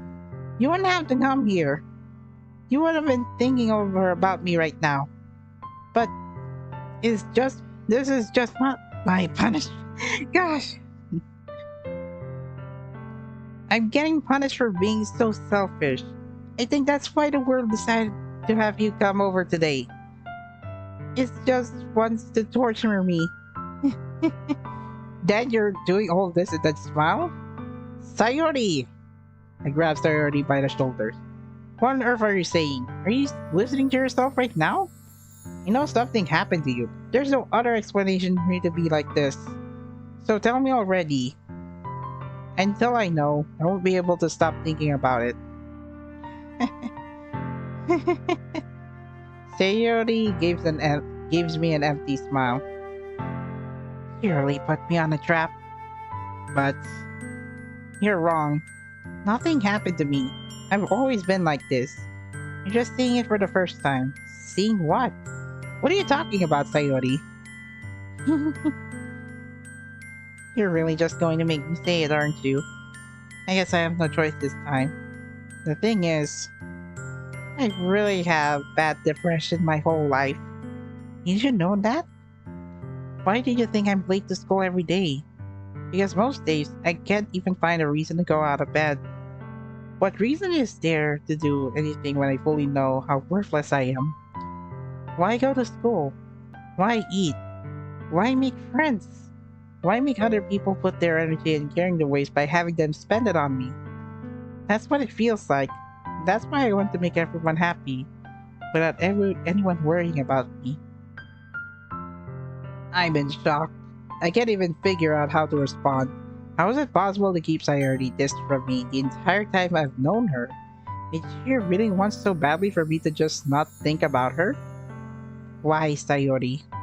Huh? Why is it that you've never told me about this? It almost feels like I've been betrayed as your close friend. Because if I knew, I would have done everything I could to support you. Even if there's only so much that I could do. I would have tried a little bit harder to make every day a little better for you. That's why I'm your friend. All you had to do was tell me. You don't understand at all. Why do you think I didn't tell you? Because if I told you, then you would have to waste effort caring about me instead of doing important things. I don't want to be cared about. It's bittersweet when people try to care about me. Feels nice sometimes. But also feels like a bat swung against my head. That's why I wanted so badly for you to make friends with everyone else. Helping everyone be happy is the best thing for me. But then I discovered something else too. Seeing you make friends get closer with everyone in the club feels like a spear going through my heart. And that's why I decided the world just wants to torture me. Every path leads to nothing but hurt. I get to the ahaha part because it's already depressed Sayori at this point. You're right that I don't understand. I don't understand your feelings at all, Sayori. But I don't need to understand. Whatever it takes for me to help you stop hurting. That's what I'll do. No, there's nothing. Nothing at all. The only thing that you could have helped is if everything could be like it always was. But I was selfish. Let me show you what a horrible person I am. Tears streaked down Sayori's face. I made you join the literature club because I was selfish. I was punished by my heart, hurting in a way that I couldn't understand. Now you've come here and I made you hurt too? I'm just weak and selfish. Well, close. That's all I am. That's why I'm going to accept these punishments. Because I deserve every last one. Without thinking, I once again grab Sayuri's shoulders. This time, I pull her into a tight embrace. Sayuri, I don't care if you feel selfish. I'm really happy that you convinced me to join the club. Seeing you every day makes it worthwhile enough. If I make friends with everyone else, then that's just a bonus. But please, never underestimate how much I care about you. I wouldn't have it any other way. Sayuri isn't hugging me back. Despite my arms wrapped around her, Sayuri's arms remain at her sides. She starts sobbing next to my ear. No. Don't do this to me. Please don't do this. Sayuri barely manages to speak between her sobs. I don't know if I'm doing the right thing, but all I want is for her to know that I care. If you have it in you to call yourself selfish, then you have to let me be selfish too. No matter what it takes, I'll figure out what it needs to be changed. I'll make these feelings go away, and if there's anything you need me to do, then you better call me. I'll get mad if you don't. I don't know. I don't know. Gently, Sayuri puts her arms around me in return. I don't know anything. It's all really scary. I don't understand any of my feelings. The only time I'm not feeling nothing is when I'm feeling pain. But your hugs are so warm. That's really scary too. No CG illustration for them? I guess them hugging would show the protagonist's face. Sayuri lets me go. As she does so, I let her go as well. Festival is tomorrow. Yeah. It's going to be fun, alright? Yeah. How would you like me to spend it all with you? It's what I want. I promise. I think it would be nice then. Yeah. Sayuri wipes her eyes. If I could spend the whole day here, I would. Of all days, this has to be one of the where I have other plans. Maybe I should cancel. No, don't. Please don't. If you did that, then I really wouldn't forgive you. But it's almost time for Yuri to meet me at my house. At the very least, do you want me to come along to help out? It would be fun. To my surprise, Sayuri shakes her head. I'm sorry. I don't know if that would be very good for me today. You understand, right? It's kind of hard for me to fully understand, but I'm trying my hardest. It's okay. Don't worry much about it. I'll see you tomorrow, okay? Alright. I look forward to it. I say goodbye to Sayori and exit her house. On my way home, I find myself still feeling uneasy. But it's hard for me to keep thinking about it when Yuri is about to come over too. I think Sayori is right. I shouldn't be worried too much when we're definitely going to have a great time tomorrow. I should just focus what's ahead of me.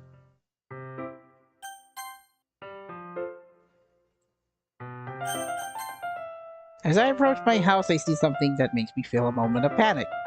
Yuri? Ah, thank goodness. You're a little early. I'm sorry I wasn't home yet. Were you waiting for a long time? No, I just got here. But I started to get really nervous when nobody asked to answer the doorbell. Yo, you could have just texted me. If I had known, I would have reassured you and hurried more on my way home. I suppose that's true. I didn't think of that for some reason.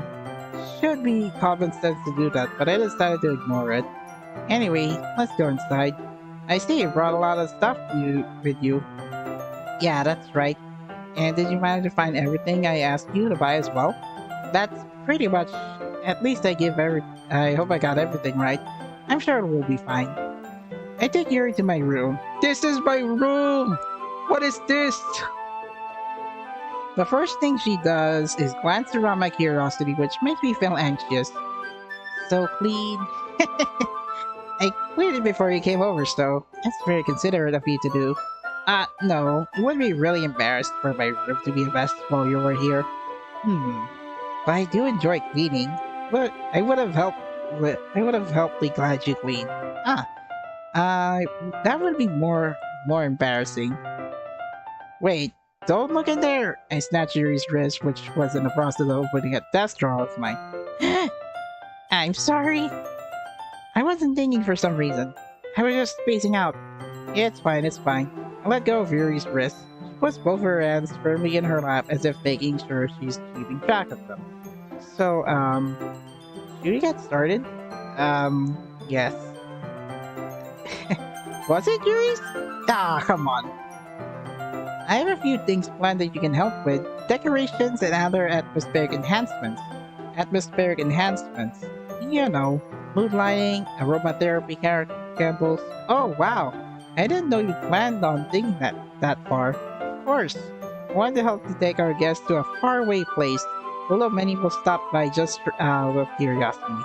And for cupcakes, I guess. There's a dog barking already.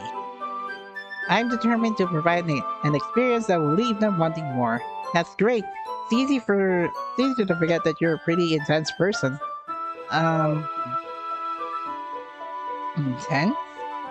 Guess that's the best way to put it. Is that a bad thing? No, not at all. Something I liked about you, actually. That's so? That makes me feel relieved. And kind of happy. Yeah, no need to be so anxious. You can relax a little. Relax. I brought some things for relaxation. I was going to use them during the poetry event. Oh yeah, like what? Let's see. Yuri rummages through her bag. She pulls out a few candles and a wooden cylinder-shaped object. I did some shopping on the way here, so I happen to have these in my bag. I plan to cover the windows in black paper and use the candles to light the room. I think that would be amazing, don't you? Yeah, that would be really neat. What's that wooden thing, though? Oh, this? It's a diffuser for essential oils. How familiar are you with aromatherapy? Not familiar at all. Ah, is that so? It's one of my favorite contributors to a positive atmosphere. Depending on the oils and herbs you choose, you can change the mood of the air itself. You can feel it permeate through your body. Relaxation, positive energy, romance, reflection. It's almost like magic. Yuri takes a cylinder and pushes a switch down the bottom. In just a moment, a thin ray of vapor begins to spout through a small hole on the top. Wow, that smells wonderful! What kind of mood is that one for? This is a jasmine essential oil. It smells a little sweet and flowery, right? Yeah, that's a good way to describe it. I choose jasmine for the event because it provides more relaxation. Jasmine enhances your emotions and helps you feel them flow through your body. You know, feel warmer and your heart pounds more heavily. Don't you think that'll be perfect for sharing our poems? Yeah, it does sound suitable, but you seem to know a lot about this, so I'll trust your opinion with anything. Yuri smiles, clearly enjoying herself. She again reaches the bottom of her bag and pulls out several spools of thin ribbon. What are those for? Well, did you purchase the origami paper and ask you to yet? Yeah, I have it over here. We won't be using the paper for folding origami. What I'd like to do is write a different word on each paper. We'll need about 100 of them. Oh, yeah? Well, what will those be used for? Well, I'm going to cut pieces of ribbon to hang from the doorway of the classroom. Then we can fasten the paper into ribbons to create a doorway curtain. Wouldn't it be beautiful? It would also catch the eye of those passing by the room. Maybe attract the peek inside? That's really creative. I have no idea you'd be so good at this, Yuri. Is that so? Well, I suppose I do get a little intense, you put it. Yuri giggles with red cheeks. Is it just me or she's more relaxed when it's just the two of us? Maybe it's the excitement she feels from sharing or something that she enjoys. Here's a marker. You can write any characters you want. I'll help you once I finish cutting the ribbons. Oh, alright. Sitting on the floor together, the two of us get to work. Carefully draw a different character on each paper, doing my best to manage my bad handwriting. Yuri unravels a long strand of red ribbon to her desired length. There she reaches to her bag once more and pulls out a pocket. Huh? The knife is strangely beautiful. The silver handle has an intricate pattern of waves etched into it. The blade itself is gently tinted blue. That's no ordinary pocket knife. It looks really fancy. Well... Embarrassed, Yuri looks away. What is it? You're going to think it's weird. Yuri, whatever it is, I have no reason to judge. To each their own, you know. Well, if you promise, you wouldn't be weirded out. Yeah, I promise. Alright. The thing is, I'm kind of into knives. They're just so pretty. I can't help it. I don't know what it is. The combination of craftsmanship and feeling of danger, maybe. What am I saying? Please don't think I'm weird for this. You're laughing at me? No, I'm not laughing at you. It's just funny how nervous you got to about sharing. It's, well, an interesting thing to be into, I guess. But I think it kind of suits you. Suits me? Yeah, it's kind of intense. Besides, it's a really cool looking knife, I can't deny that. It is, isn't it? Yuri relaxes her expression once again. Would you like to hold it? Sure, I'll check it out. Yuri carefully hands me the knife with a handle facing me. I take it and turn around in my hands. It feels heavy and extremely solid. Where do you even get a knife like this? Curious of its sharpness, I feel the point of the knife with my finger. Why did you do that? I didn't expect that to be that sharp. Barely touch it at all. It's my fault. I should have warned you. This knife is extremely sharp. It can cut through skin like it's paper. Oh no. Small drop of blood trickles down the side of my finger. Yuri takes my hand and gives the one a closer look. She stares at it and noticeably fidgets. If you're getting squeamish, I'll go wash it off now. Ah! Without warning, Yuri puts my finger in her mouth, licks the wound. Feel her tongue curl around my finger? What the heck is this? Startled, I instinctively pull my hand back. Oh, please forgive me. I wasn't thinking. Yuri lowers her head, her face burning up. Yuri, that's the most embarrassing I've ever done. How could I do something like that? I'm sorry. I'm sorry. I'm getting dried out. Sure, it was a little weird, but it took me by surprise, but I guess she was just trying to help, right? Yuri, I think you're overreacting a little. She doesn't lift her head. What if she doesn't recover from this for the rest of the afternoon? Alright, you know what? This might be a stupid thing to do, but I do it anyway. I take Yuri's hand and lick her index finger in return. Did you really just do that? Now we're even. Yuri just looks at me like I did something wrong. I knew that would be a good idea. If not for the sweet aroma of the jasmine oil, the air would have extremely heavy right now. You're so weird. Yuri giggles shyly. Huh? Yuri calling me weird? I have no response to that. Where do you keep your bandages? I don't think I need one actually. It was a tiny cut. Look, it already stopped bleeding. I see. That's relieving. The tension is quickly lifted. We each resume our respective activities. I watch Yuri's knife cut through the ribbon like it's nothing but air. Meanwhile, I continue to make progress on the paper. After we finished attaching the paper to ribbons, we lay them all out side by side. Looks like it's better than I expected. Will be effective as a door curtain. Looks great. Good thing coming up with this, Yuri. Ah, thanks. It's just something I saw online, really. Are you ready to move on to the next task? Yeah, let's do it. What do you have in mind? I'd like to create a banner. That's why I asked you to buy paint tablets. Ah, that's right. One of the items Yuri asked me to buy was a kit of watercolor paint tablets. We'll need about 6 cups of water to put each of the tablets in. Do you mind fetching those for us? Of course not. 6 cups of water. I'll be right back in a minute. Thank you very much. Oh, just a little bit of water is okay. If you fill the cups too much, it will be too diluted. Taking Yuri's advice, I decided to use small plastic bathroom cups rather than full-size glasses. Decided to put them on the table to catch any paint that drips, then bring it back to my room. Yuri! Yes? Coming to see Yuri, quickly unrolling her sleeve, putting it back through her arm. Ah, nothing. Your face is a little red. Is it too hot in here or something?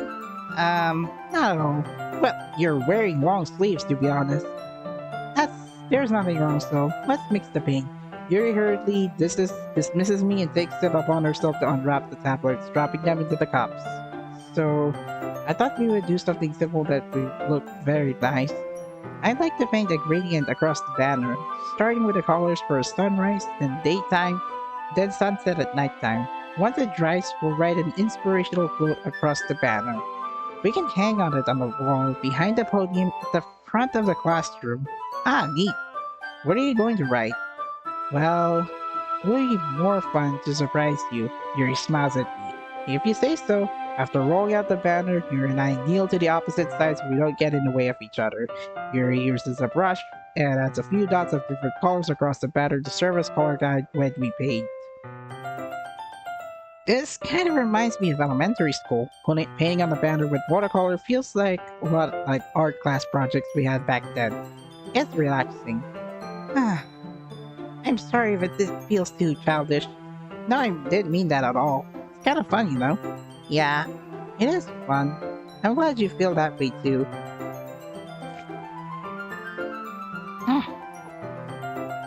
I didn't expect Act 1 to be this very long. Yuri stops painting for a moment, thinking to herself, for me, I don't need to go out and do crazy things to have fun. In fact, I usually don't even want to. I just like when I spend time with one other person. Even if it's something simple like reading, it doesn't even matter if we don't talk much. Just having a friend next to me makes me feel a bit nicer. I think that's all it takes for me to be happy. Is that so? Even if Yuri and I are quite different, I can understand where she's coming from. I feel that way about things like anime and games, where simply sharing the experience with someone can make me happy. I think I feel the same way. Yuri smiles gently. I need to understand. Yuri leans over the banner to grab an unused paintbrush, but I move at the same time, causing my head to bump onto hers. Sorry. Yuri reels back and I quickly lift my hands in surprise. Are you hurt? No, I'm not hurt. It just startled me, that's all. Sorry, I should have asked you to get it for me. It's not your fault. Your face! There are droplets of paint on Yuri's face and neck. Is there something on my face? Yeah, I accidentally got paint on you. Sorry, it's totally my fault. I got a towel right away. Rush out and fetch a small towel. Then I dampened it with hot water. I returned to my room and kneeled back in front of her. Here, pat down with Yuri's face and neck with the towel. Is there something wrong? It's hot. I just didn't expect it. Sorry. I didn't want to use cold water. Having finished, I start to retract my hand, but Yuri suddenly holds my wrist. Wait. Just for a little longer. Feels really nice. Keep my hand still against Yuri's neck. She looks into my eyes, an intense expression that I recognize from when she reads her books. It's almost as if she's lost in a daze, enveloped by her own thoughts.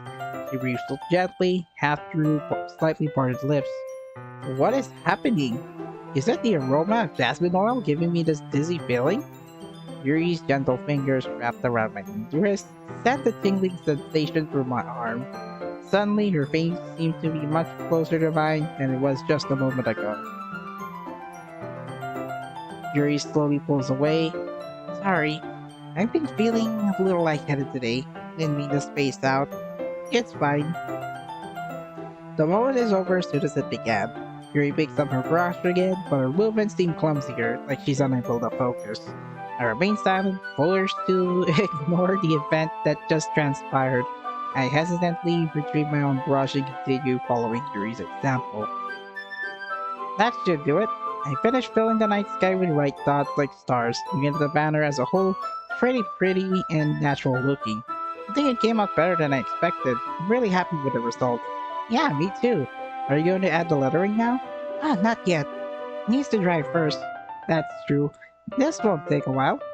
Well, perhaps it would be best to leave it here, then have you bring it in the morning. I can do the lettering in the classroom before our event starts. Is that okay? That's totally fine. Wonderful. In that case, I don't think there's anything more for us to do here. You say like you're glad it's over. Was I wrong to assume that you're at least enjoying yourself a little bit? No, it's not that. I'm just glad that we managed to get everything done. I see. I am too. I was a little concerned about time.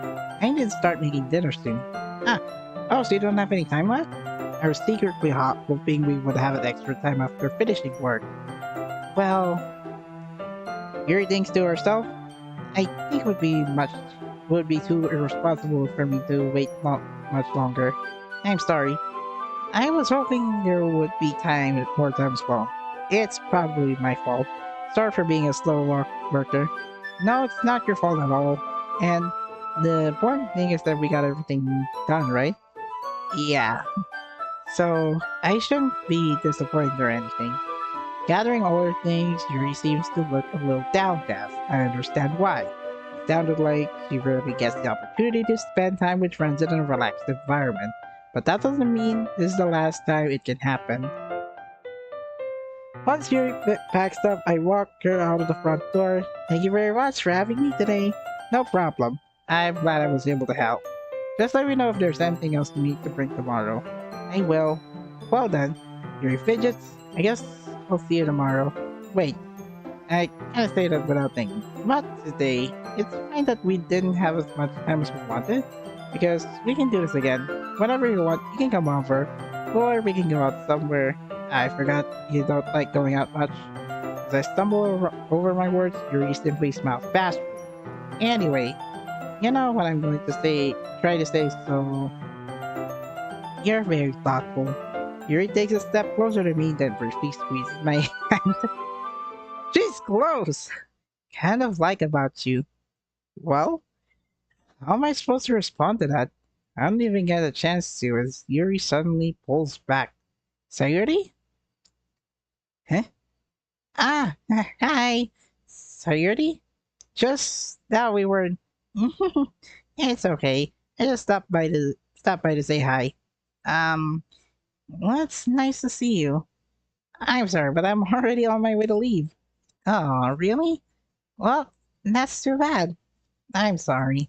But we'll all be together at the festival tomorrow, so... so that's fine, right? Of course! Sayori beams. Yeah, so... I'll see you tomorrow. Clearly embarrassed, Yuri hurries off. Sayori waves goodbye after her. Sayori, I thought you didn't want to come over today. Well, tried staying in my room, but my imagination was really being mean to me. So I had to come here and see it for myself. See what? What are you talking about? You know, how much fun were you having with Yuri? How close you got to her? Makes me really happy that you made such good friends. Okay, my voice is already this cracked.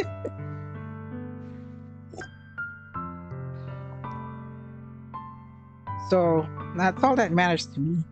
Tears start to fall down Sayuri's face. Oh dear. That's all that matters to me. Why am I feeling this way? I'm supposed to be happy for you. Why does it feel like my heart is splitting in half?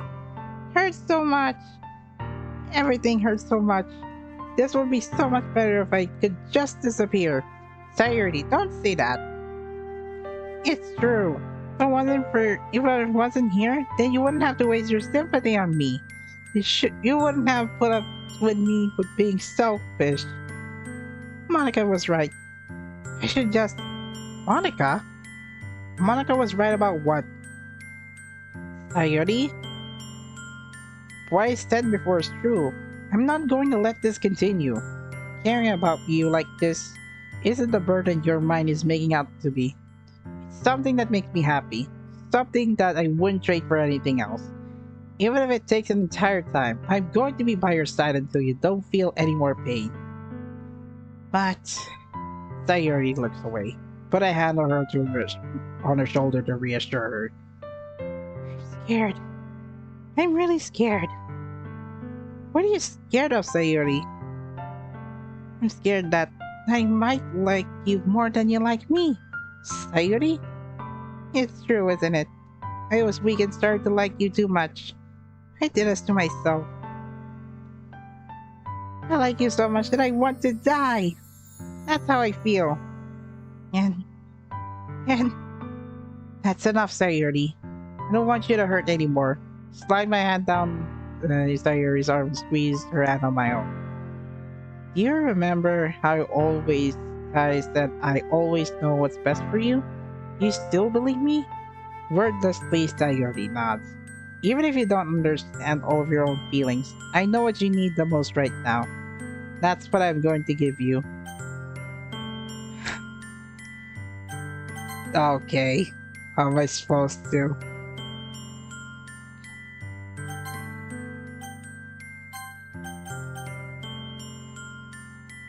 Second option, you'll always be my dearest friend. What you need the most is for things to be like they've always been. Monica told me the truth. She told me how much happier you seem after I joined the club. I know you're struggling with some really difficult feelings right now, but please trust me that I know what's best and what will make you happy in the end. I promise I'll help her get things back the way they were. I see. Sayuri forces a smile through an incredibly pain expression. Is this what it feels like? To get stabbed in the chest? I should write a poem about this. Oh no. Sayuri, it's okay. It's just my punishment, remember? For being so selfish. So please don't worry about these stupid feelings. I know you're right. I knew this whole time that there's no happiness down that path. That's why I came here. Just so that I could get the answer I needed to hear. And the other thing, you're also alright that I just want to go back to the way it was. I realize that now. You really do know me better than anyone. I'll trust you with anything. Anything at all. So, Sayuri smiles and finally breaks. All of a sudden, she turns around and drops to her knees. Ah, I can't do this. Clutching her head in both hands as she screams as loudly as she can. I'm so shocked that I'm so shocked that I don't know how to react. Sayuri looks over her shoulders and flashes me one weak smile before turning around and running off. Sayuri! I'm left helplessly standing in front of my house. Why am I feeling so horrible about this? There's nothing more that I could have done. The most I can do is support Sayuri through her feelings and help her on the path that's right. But I'm having as much trouble understanding Sayuri's feelings as she is. Even though I can comfort her, I keep wondering if I should be doing something more or something different. I know these thoughts will continue to plague me until things are back the way they were. I'm going to give it everything I got. Sayuri will always be my dearest friend. I will do whatever it takes to put a smile on her face every day.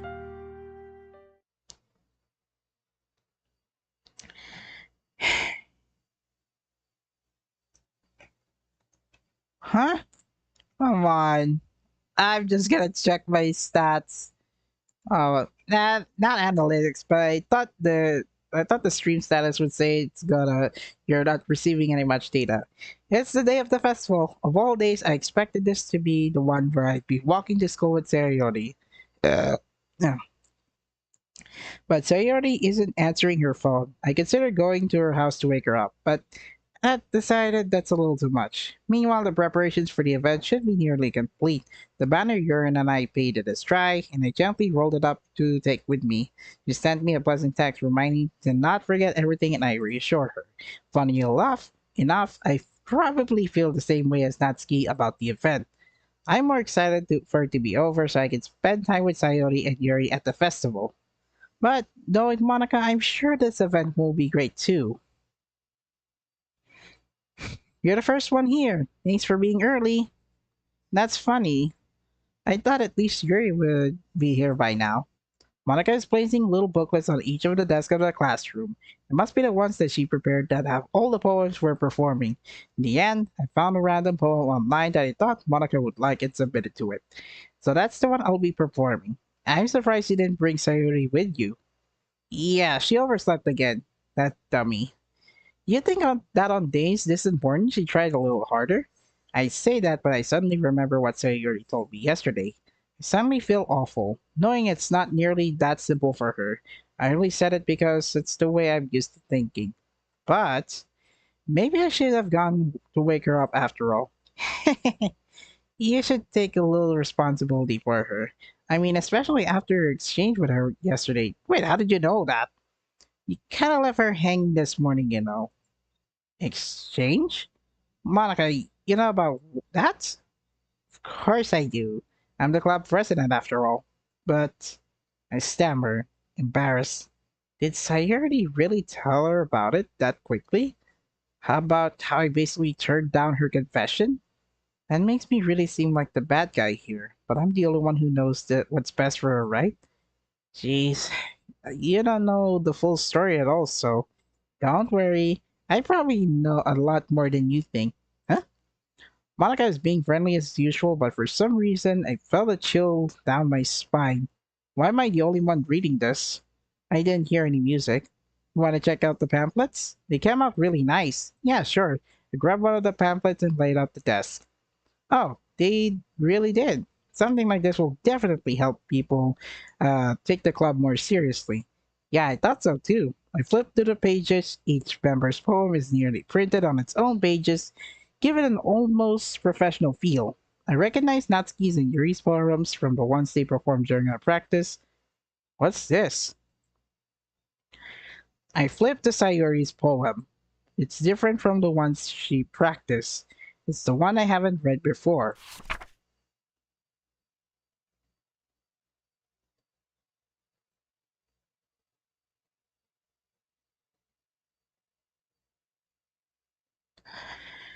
Okay, so get out of my head several times and then get out of my head before I do what I know is best for you. Get out of my head before I listen to everything she said to me. Get out of my head before I show you how much I love you. Get out of my head before I finish writing this poem. But a poem is never actually finished, it just stops moving.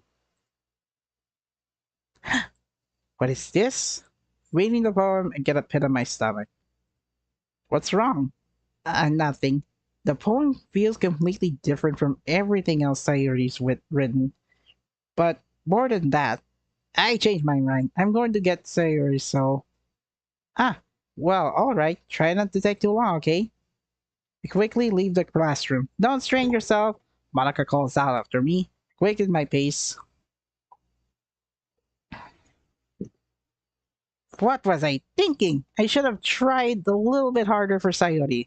It's not a big deal, at least to wait for her, or help her wake up. Even the simple gesture of walking her to school makes her really happy.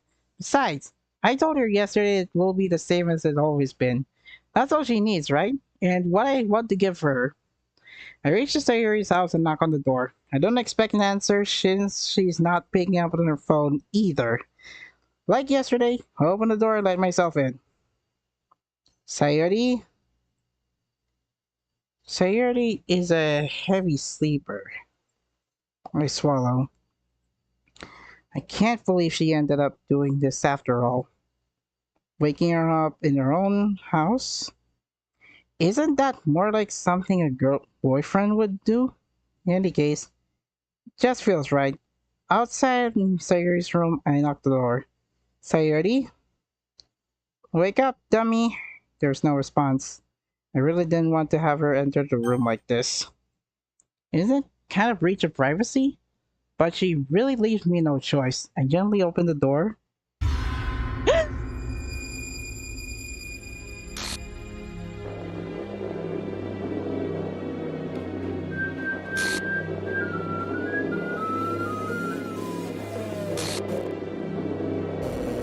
Green. What the?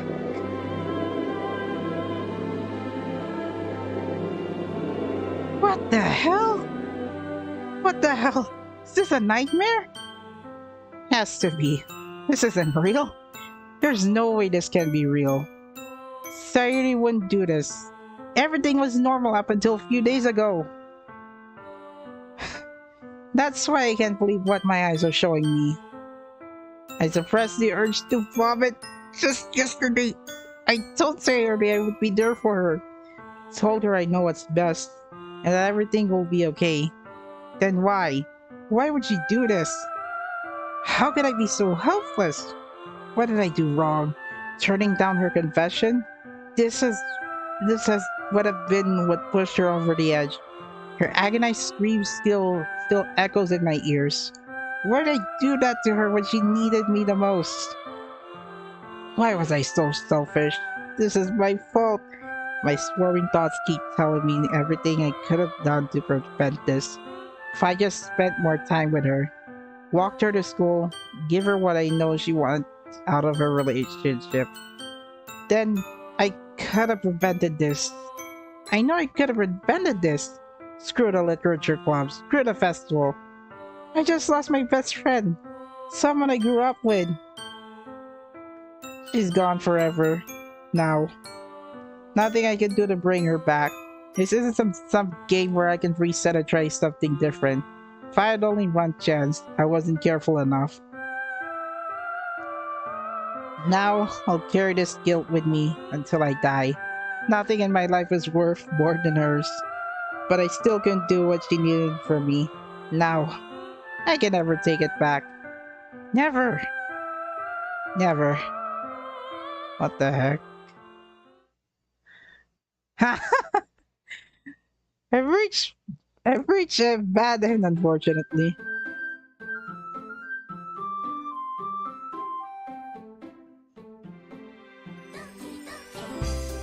You're okay. I'm gonna have to finish Act 1 with this.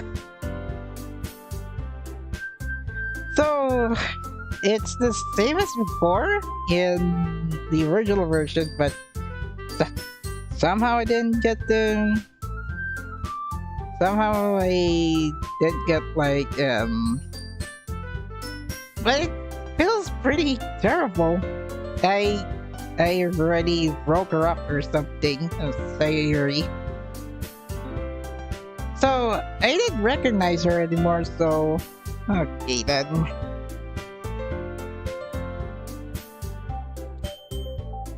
To be honest, I tried covering my eyes a little bit. I like embraced myself to what it's supposed to be. Supposed to be like a tragic ending for Sayori here, and my gosh, we lost her. I lost her because all I said was, "Oh, because you're my best friend." When literally, I think Sayori is in love with me. Okay. I'm confused, but oh god, even the settings and actually the content warnings are disabled when I check the settings. Debug save load options. No, screw it. I'm leaving this as is. But, oh my god, I'm just gonna announce next week's stream schedule, but other than that, oh my gosh, 4 hours of me talking. Oh dear, we were too late. We're gonna have to start over with a different start. I don't know. This program is broken. Anyway, I will just do Love Life All Stars reroll scouting off stream. I'm gonna show the results anyway. Let's have another try on Doki Doki Literature Club Plus next Sunday. I think I'll have to go 1 hour earlier than usual. That way, I might be able to get this one. Might be able to clear Act 2 in one sitting, but oh my god, that's going to be it. No, Sayuri is dead. Okay, that's going to be it for me. I will just post the stream schedule shortly after, but for now, oh my gosh, I get a board for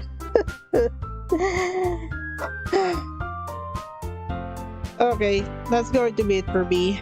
I'll see you guys on Thursday. Let's have a different game for now. I'll play Doki Doki Literature Club again once it's Sunday again. So that's going to be it for me. Goodbye. See you soon.